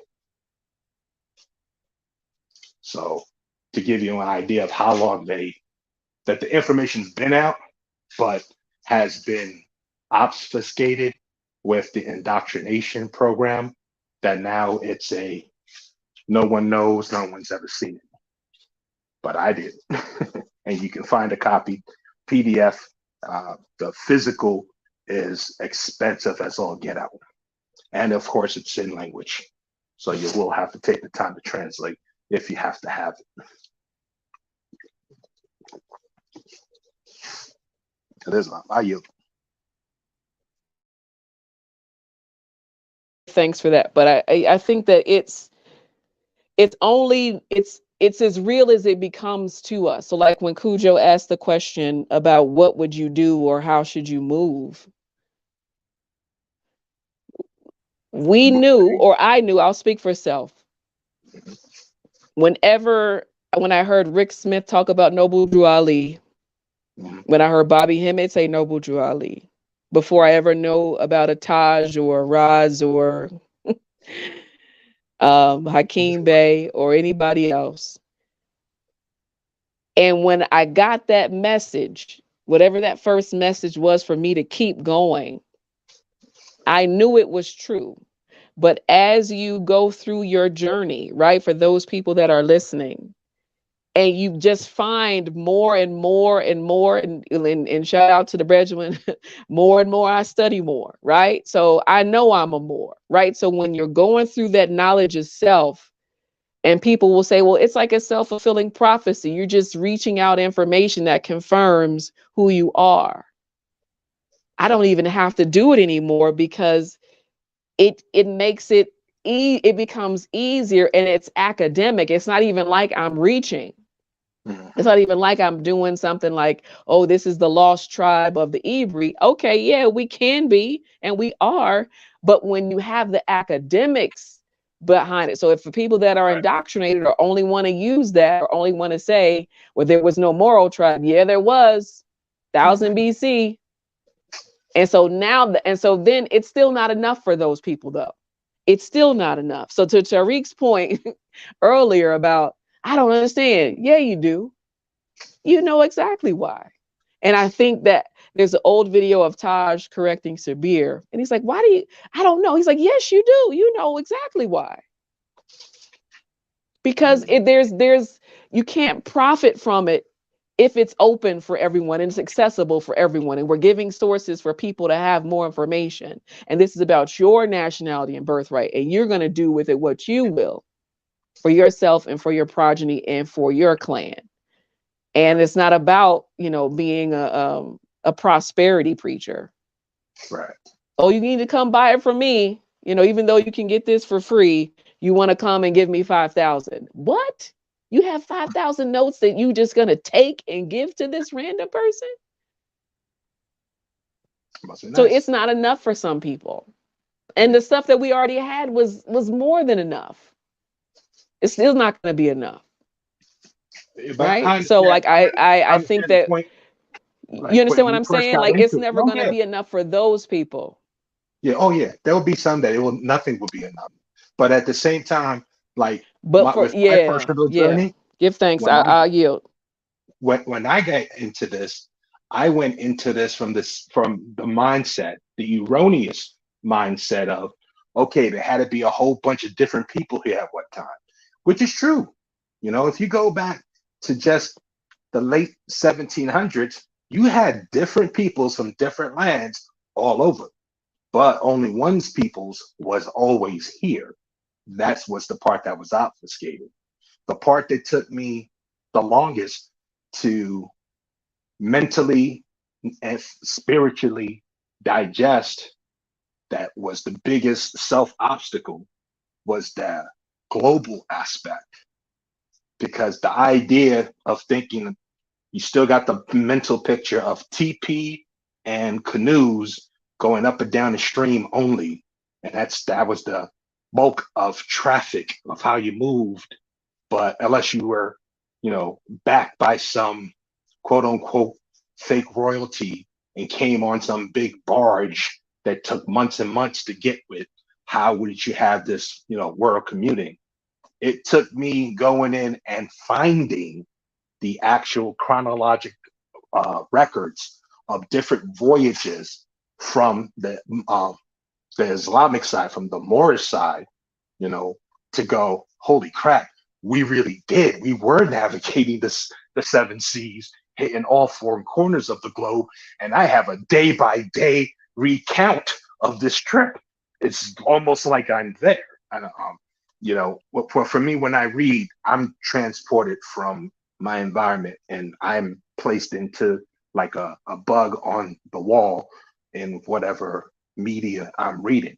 So I'm picking up the sights and sounds and the vibe of the area of what I'm reading and what's going on, and then correlating it. In the beginning, it was just the local of what was happening based on the record. But once you get that record down and you read 3, 4, 5, 6 others of different people having different journeys coming by or bumping into, you start getting a different picture of what the world was like. We were sold a picture of everybody was cut off and stuck on their landmass that they was at until a so-called entity body called government did X, Y, and Z, whether it was the Transportational Act out of Britain and them sending Moors down to the so-called Caribbeans to go work on the plantations on threat of ever returning to be executed on site, or others who came from here, who were already here. And David McRitchie's account of what the so-called, what they were trying to push as Indian were and what they look like. In his own words, they look just like the Gypsies, who look just like the Danes, who look just like the so-called Irish, who look just like the Britons. They're all Moors. Not my words, David McRitchie's words. Well, I didn't want to just take that for face value when I read it with the mothers. I wanted to see it for myself. And that's what made the information of the global aspect be part of me, as opposed to well, that's an interesting point, and leaving it as just an interesting point. Now with me, I'm at the point now, at least in my studies, where I can speak to someone, find out where they're from. I bumped into a lady this week who told me she was from Sri Lanka. And I'm like, I never heard of it. And she's like, yeah, a lot of people, this, that, and the third, we're small, this, that. And I'm like, hold on, let's pause. When my peoples went through the areas that you supposedly came from, y'all told us that was Ceylon. When I told her that, she's going to bust out crying because she wasn't expecting the conversation to go that route. From up here on the mountains, the majority of that conversations when she brought up Sri Lanka was, where's that? Is that an island? Is that over here? Is that down south? Where is that another country? She got everything but. So for someone to bring up the old Moorish name to her just made her day. It made her know, okay, yeah, that was that, as Tariq was alluding to, her DNA spark to let her know, yeah, she's on the right path too. But just wanted to share that. Islam, I yield.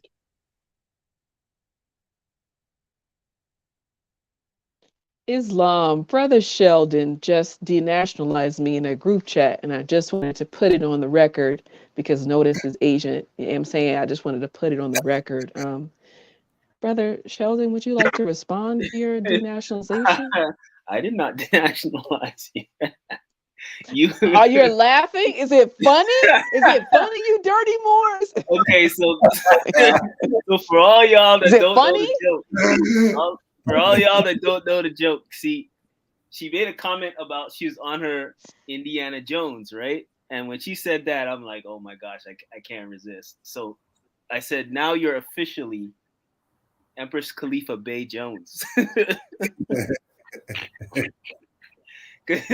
Jones?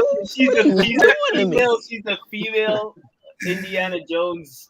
She's the Hey, female Bobby. Indiana Hey, Jones. Cujo. Hey, Bobby. Where's A Bobby at? Bobby. Not Bobby. Yo, Bobby.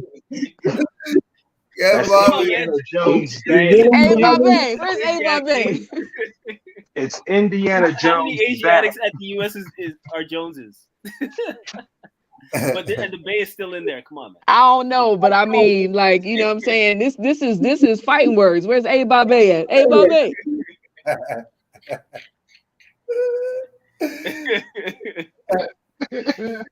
You set it up, man. See, You it set be it with up. your own way You of service and can't pheasants. resist. Y'all see what I'm saying? Like, I'd have known Sheldon how many years? You know what I'm saying, y'all? This is what I'm saying. This is what I'm saying, more. It's happened on live. We got witness. Bear witness. But So do you prefer Indiana Bay then?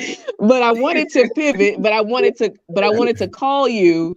I wanted to call you out, but I wanted to answer your question when you asked me about the energy on Rapa Nui. Because you asked me, and I Yeah. was like, yeah, the energy is different here. Because again, the original people, we don't know where they went. Oh, we know. Where are they? So like when you go, you know, and those of you that read, right, there's so many theories, and oh, the tradition is oral. Like the tradition is oral. Well, then how can y'all make all these claims if there's what can tie you to this Tongan, this Maori culture, like all these different things. So what's tying you to it? Some glyphs? Mm-hmm. You know, is there a way when you're looking at the burial practices of the people here on the island? Have we done DNA? Now they've done DNA, and again, people aren't who they say they are. So when I got there, some of the people, they kind of have some of those, like if you think of like a Samoan, like what the archetype or the phenotype of what you think a Samoan would look like. A few of them have that, but most of them are very amalgamated. Some, not all. I mean, at least in the Kingdom of Hawaii, you have a broad spectrum palette, but you may have the features like wide nose, the lips, forehead, the T-zone we call, right? Includes the nose, but they could be as fair as a speed limit sign, to as melanated as someone from wherever, But the difference is in their mannerisms and how they present oneself.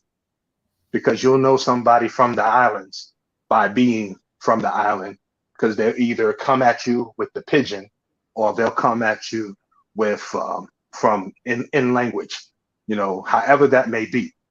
So even just a simple greeting, like if I see somebody out of Hawaii, like if I saw Uncle Buzz today, I'm not saying aloha, I'm looking at him and be like, how's it, Uncle? Because how's it? That's the greeting. But that's the greeting today, contemporary, that's based out of the pidgin language. And we all know that pidgin is nothing more than picking up a few words to be able to speak another language at the port so that trade can happen. Don't take the etymological for etymon online of being some Chinese speaking certain words of Portuguese at the port so they can find work. Yeah, for some, but if they're bringing their goods to port, that means they got to sell it to somebody, because they weren't here the whole time. You feel me? So somebody else, like the people who were already freaking there, was already buying it. Get it? But they try to obfuscate it with giving a one small situation synopsis as being the overall grand picture of all communications between this country and that so-called indigenous nation was pigeon. They only know how to say 3 words. How do you get a treaty in that like that? You don't. So somewhere down the line, you have to find the piece that's been obfuscated that throws the whole indoctrination thing out of the window. For me in Rapa Nui, that would be the good brother Timor Bey, or Timor Bey, to be more precise. Why? It was his journeys after the Malians, after the man Mansa Musa's, that went to so-called the United States now and Brazil, and went from the other side with the shits and kept on going to the West, and has documents, meaning reports back to the Sultanate of what he was running into with the peoples of so-called Fiji, Melanesia, and the rest of Polynesia. Poly meaning multiple, Nesia meaning coming from a combination of Asian and melanated, Melanesia, Melanesian. But that's where the terms came from. When you go look at the indigenous there, go look at the Bantu haircut from Fiji. It's an Afro puff. It's a blowout. That's what we would call it here on the East Coast. True. That's true. It's just a blowout. But today, it almost that style almost died out. And I'm happy to say, as of recent, within like the last 4 years, it's become fashionable again because the mothers there want to keep with their traditions. They see the photos of their elders that have transitioned, rocking their hair like that, and understanding, this is a cultural thing. And they want to honor their ancestors, so they're doing the same still even today. The same way you go to any other lands too. You go to Australia, you'll see business folks with Maori tats on their face. The 3 stripes on the chin. Well, you read that from a Freemasonic book coming out of here from the 1800s or the early 1900s, and they tell you, well, those are the markings of a slave. No, it's not. Those are the markings of the individuals. The tattoos don't have nothing to do with your economic or social condition. Those tattoos are a literal pictograph of the history of that one particular person's clan. So even today in the Kingdom of Hawaii, that they call the 50th state, but we know that it was usurped erroneously because there's never been a treaty, different story. You have those that still honor and get the hand-pricked tattoos and the designs that are put, whether it's on your forearm, up as a sleeve, they call it, when you get the whole arm up to your wrist, including the breastplate of your chest, or on the thighs, from the hip, just 6 inches below the hip down to just above your ankle. That has nothing to do with slavery. That has nothing to do with your favorite cartoon or favorite movie or favorite book. That's showing your chronological history of what your ancestors were into. So you may have fish and different hooks in that tat over and over and over, and that's representing that this specific generation, father, son, baby grandfather or grandsire, they made their ways through the water, fishing, right? But you had others who hunted on land. So for them, you might see spear and bow. You might see bolo. You might see, I forget the name of the actual weapon, but it's a koa wood, hardwood, and they put the jaw of a certain fish on the edge, of a swordfish on the edge. And that's used as like the way you would use a bat. And those teeth is hard as hell, cut flesh. So they were warriors, they were soldiers, basically. So if others, you might see certain foods in a row.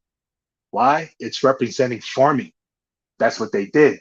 They sowed the land to grow certain vegetables to bring back for all the peoples.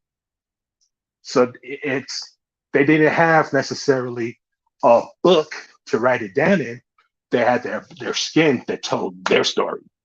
and they carried it with them because it was from those trials and tribulations that formulated the great creators that created them.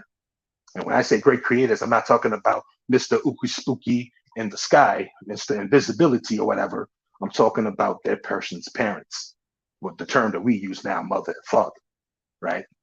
That's why, and they pay honor to that so that they remember where they come from. And that's still true to today.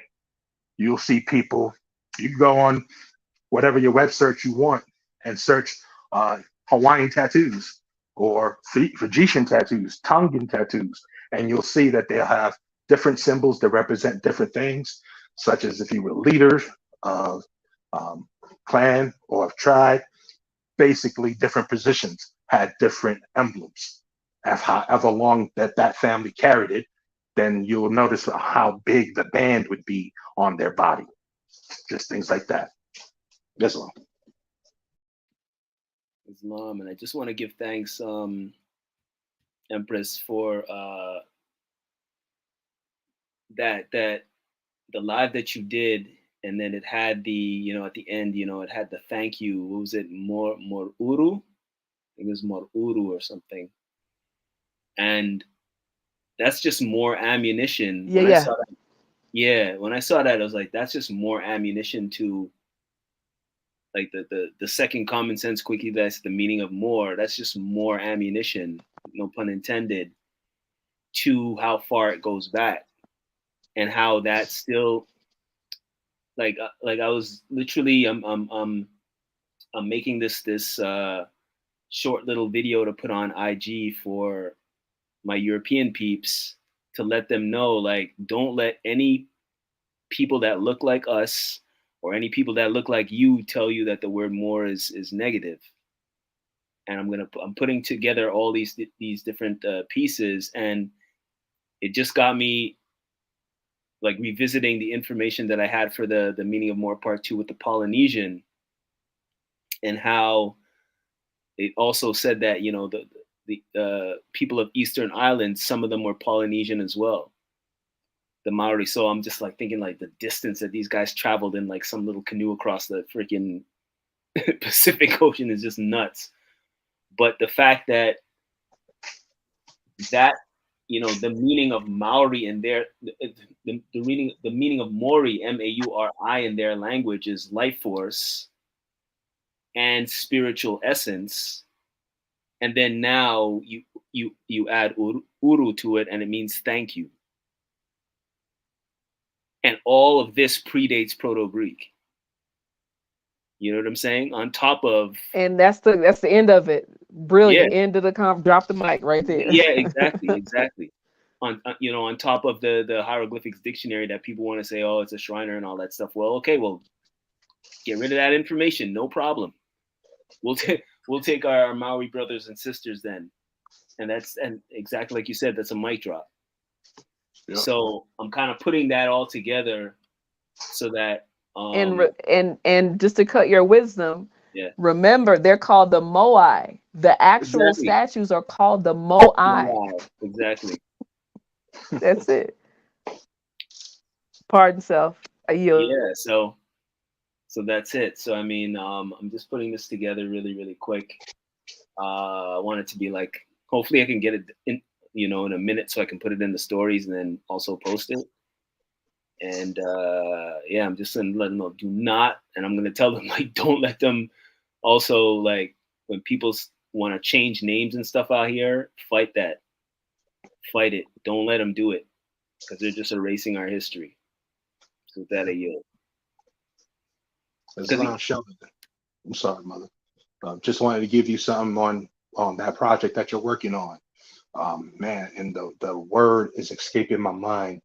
It's the name, but I can tell you from personal experience, because I've seen it with my own eyes. Okay, so this ain't something that I just read about. This is something I've seen, saw, touched physically. But from the kingdom of Oahu, the kingdom of Hawaii, on the island of Oahu, they have a yearly voyage on a indigenous ship, indigenous boat. It's not a canoe. It's 2 canoes, right? with support beams tying them together. So the canoes are kind of used as as pontoons basically, and the center has is a big plaque, and it has a small structure on it for shelter, and they use sails. But this is all done in the traditional form. There's nothing machined by machine. Everything is done by hand. And with a team that practices, they sail the whole Sandwich Isles. They sail all of the islands, all through some of the most treacherous waters of the Pacific, out to Khalifa territory and back to the islands. And that's done on a yearly basis. If you search on YouTube, you'll see the boat, because it's a big celebratory process. It's not like they just, one day wake up and go, all right, let's go today, and who wants to row? Nah, they select the team. The team trains for a year, and each team each year is a prestigious honor to be selected or asked to become a member on the voyage.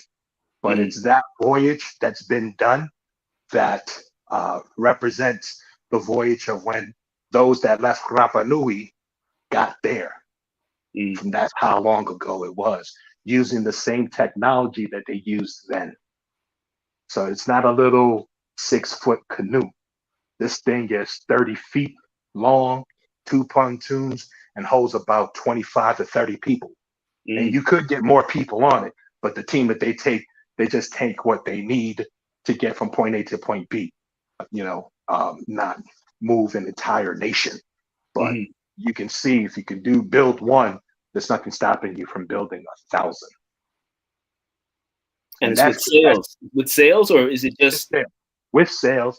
And okay. They also have long oars for the days that the trade winds aren't blowing, right. which very, very, very infrequently. But it does happen about 3 days out the year, 3 to 4 days out the year. This time of year in August, the trade winds die down, and they get a massive heat wave on the islands. That's why I was kind of surprised with what was going on with Lahaina yesterday. They had, I don't know if you know, but Uncle Buzz did post it on IG. Lahaina, which is a town in Maui on the windward side of the mountains, they had wildfires, and they also had a hurricane off the shores. So the winds from the hurricane were basically fanning the wildfire blaze, and you have, when I'm telling you, destruction.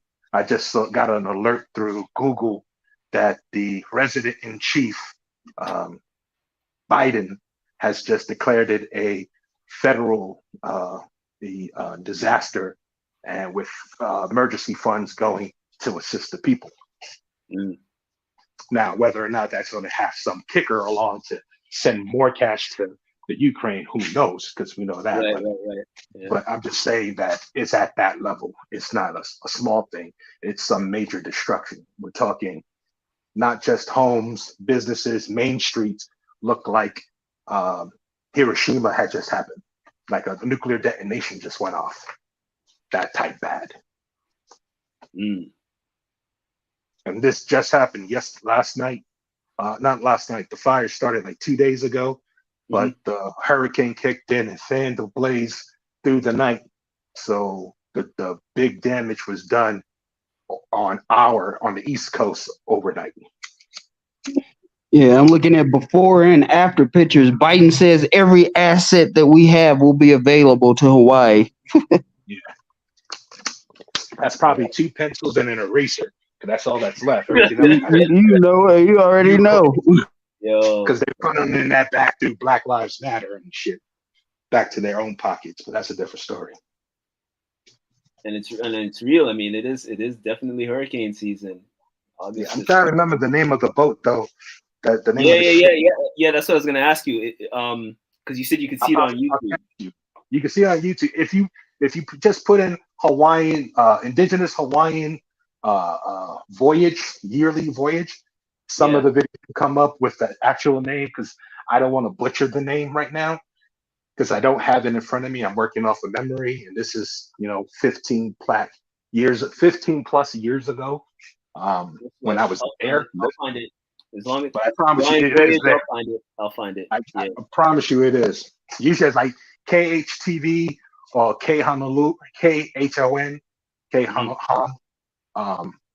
Every year they do a big expose on the lead up, the training, the voyage, and how it went.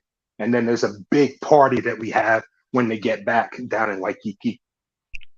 Well, don't jack me up for my pronunciation. It's called Niiu, Niihau. That's one.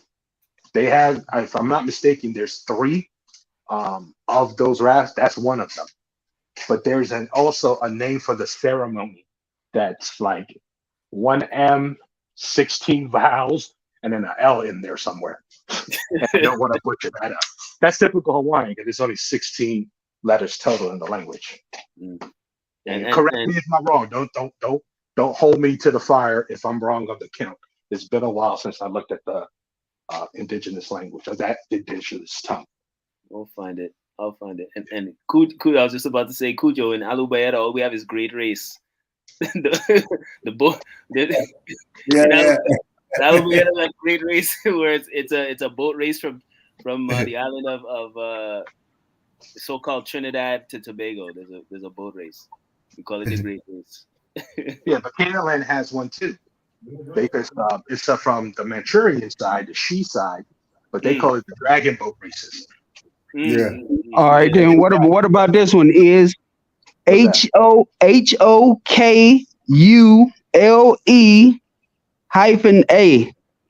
That's the one I touched. Okay. That's the one I touched. But yeah, that's the second one. There's a third one too, if I'm not mistaken. But you see the size of it, the dimension? Yeah, it's huge. It's huge. It's like a big house right in the back. That's not the captain's quarters. That's the shelter that if you get caught in the rainstorm and you got to ride it out. So, most of the crew bunkers down in there, and the captain of the ship, the sea voyage, the navigators, they stay out during the storm, piloting it to overcome the waves during rough sea. Well, that's crazy because once you out there on that open water, ain't no refuge. Real. None whatsoever. So you gotta do repairs on the fly. Everybody gotta have the skill set to tie rope, to braid the rope, strands braided into a bigger rope to be able to be strong enough to wrap around. You gotta do this on rolling ocean. The waves are crashing. And I don't know if you guys know this, but the Pacific's not like the East Coast, like the Atlantic. The Atlantic, when you get wave reports and they say 3 feet, when you go to the water and you're on the East Coast and you go to the Atlantic, it's 3 feet tall. Yeah, the Pacific, when they tell you it's 3 feet, they're measuring from the back. The back is 3 feet. That means the face of the wave, the part of the water that's going to hit you, you have to multiply it by 2.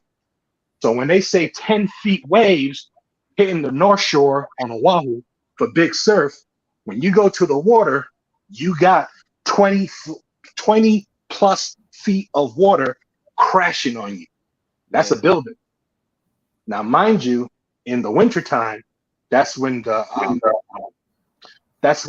big surf competition happens in the North Shore. You have 30 plus feet from their measurement. That's a 60-foot plus wall of water crashing on the beach. That's a 6-foot plus building crashing on top of you. Bruh. If you've never seen that, I've seen it with my own eyes. Had to. My first year, I walked over there, got there, was standing on the beach, had my consort on my left, and we were screaming at each other at the top of the lungs. We could not hear one another. The roar of the ocean, the sand trembles like an earthquake with each crashing wave. And if you ain't careful, the one thing you never do, you never turn your back on the ocean there, because you never know when it's going to be the plus kicks in. So you can have a 90-foot measured from the back. That's an 18-story skyscraper coming in to crash, and it'll wash up to the road and over the road, like into traffic. Cars have to stop for the water to go. Yo, listen, I remember that Hawaii 5-0 show, just the beginning when they used to show the size of that wave. I'm just like, holy shit. Yo, but I'm seeing it here. It's Hokule. Is it Hokule? Yeah, Hokule. Yeah, Hokulea. Yep, Yeah, that's the one I touched. Yeah. I helped set up that boat on one voyage back in 2000. In 2001 or 2003. It was early 2000s. The company I was working for at the time was one of the supporters of the whole function, given support monetarily as well as manpower. We were setting up tents, first aid for when they came back, and then the big party afterwards. That's why I knew the big party. If there's a big party, is there at the time, not now. Yeah. Oh, just answering in the chat, brother Dune L. Yes, common sense quickies. Yeah, I got to get back to them. I have a whole bunch that are just not finished yet, and I'm gonna get back to them. But I have a bunch of them are in the chamber. They're just not finished yet. That's all. I'll get to it.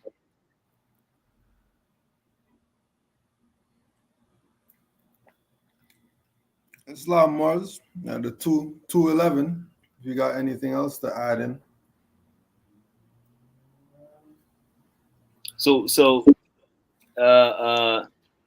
Empress in Jones Bay. Where are you going to next? Where are you going to next? You said Her thing just dropped again. Oh, she just dropped again. Her service has been crazy. I mean that's what happens when you're out in the bush. Gotta get that again, man. In the bush, man, Huh? What was that? You gotta get that VPN. Can't let them track you, Empress. She's out in the bush, man. There she is. There she is. You have to get a wire hanger and walk outside. Third move, left foot up, 45-degree angle. Come on. That's my Sheldon impression for you, Empress. So where you going to next, Empress? Sorry for the technical difficulties.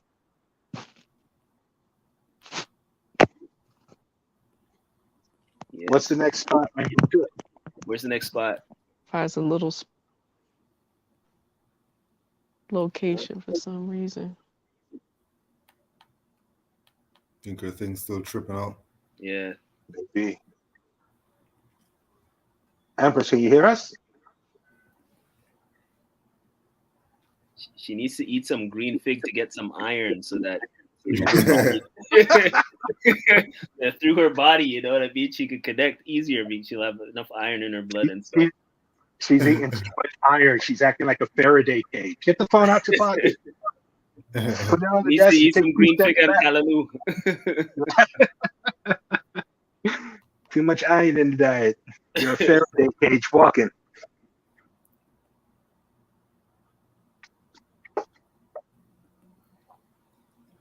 Yeah.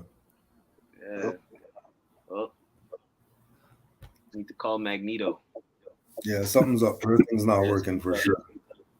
Islam Grand Sheikh, my phone's about to die. You know how it goes. Anytime I jump in these lives, 40 minutes, my phone gives me, and I'm on the wire. So before it cuts out on me, I'll say Islam. And Islam to all the nobles on the panel. Peace and love, brother Is. Peace and love. Peace and love. Highest honors to the Prophet, Noble Drew Ali. Islam. Islam. Mother Khalifa, you there? Yeah, they're tripping on her. Yeah, her thing is bugging. Brother Tariq, you have any closing remarks? As always, brother Cujo, thank you for the platform. Hopefully we have. I don't want to jinx it or nothing. Hopefully we do one of these every day. I'll be bored, man. I get my eyes be hurting from reading so much, so I need to take a break sometime. So Straight. Peace, Khalifa. The next spot, yo. We're hearing you. Cut out again. Yeah, but it's like repeating stuff that I said last time, but it's like, can you not hear me apparently?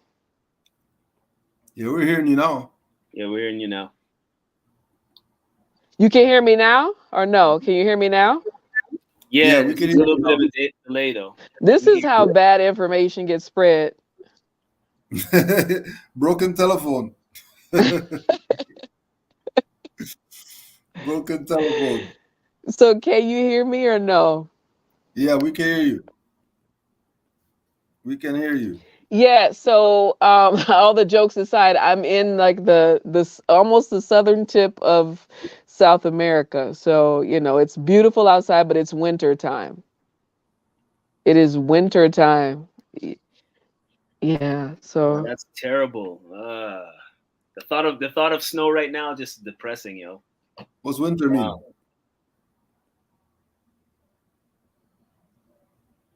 Hey, Khalifa, what's winter mean? What do you mean by winter?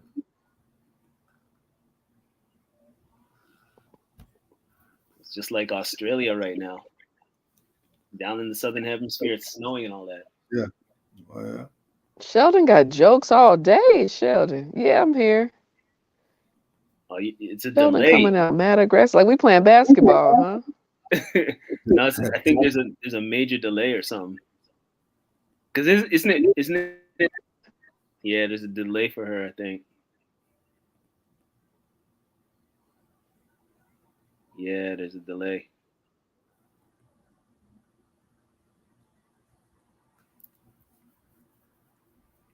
Now it goes. Yeah. Islam, Morris. We'll give that a. Islam, brother Tariq. Islam, Moors, Islam.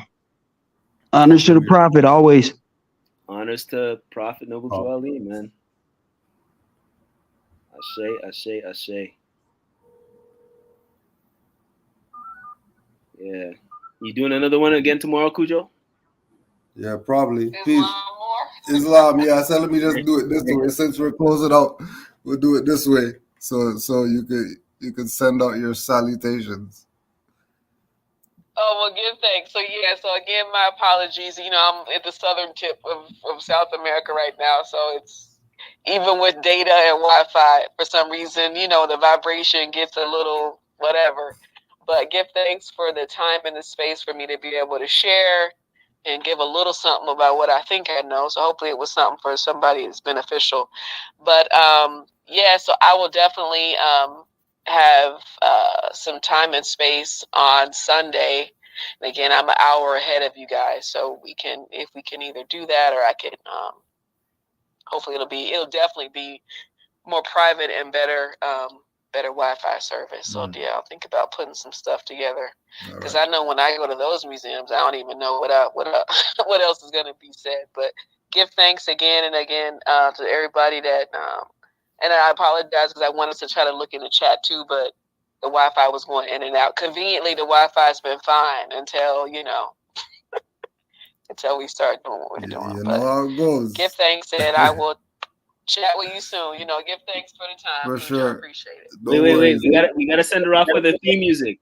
We have to send her off with her theme music. Dun, dun, dun, dun, dun, dun, dun. Dun, dun, dun. Dun, dun, dun, dun, dun.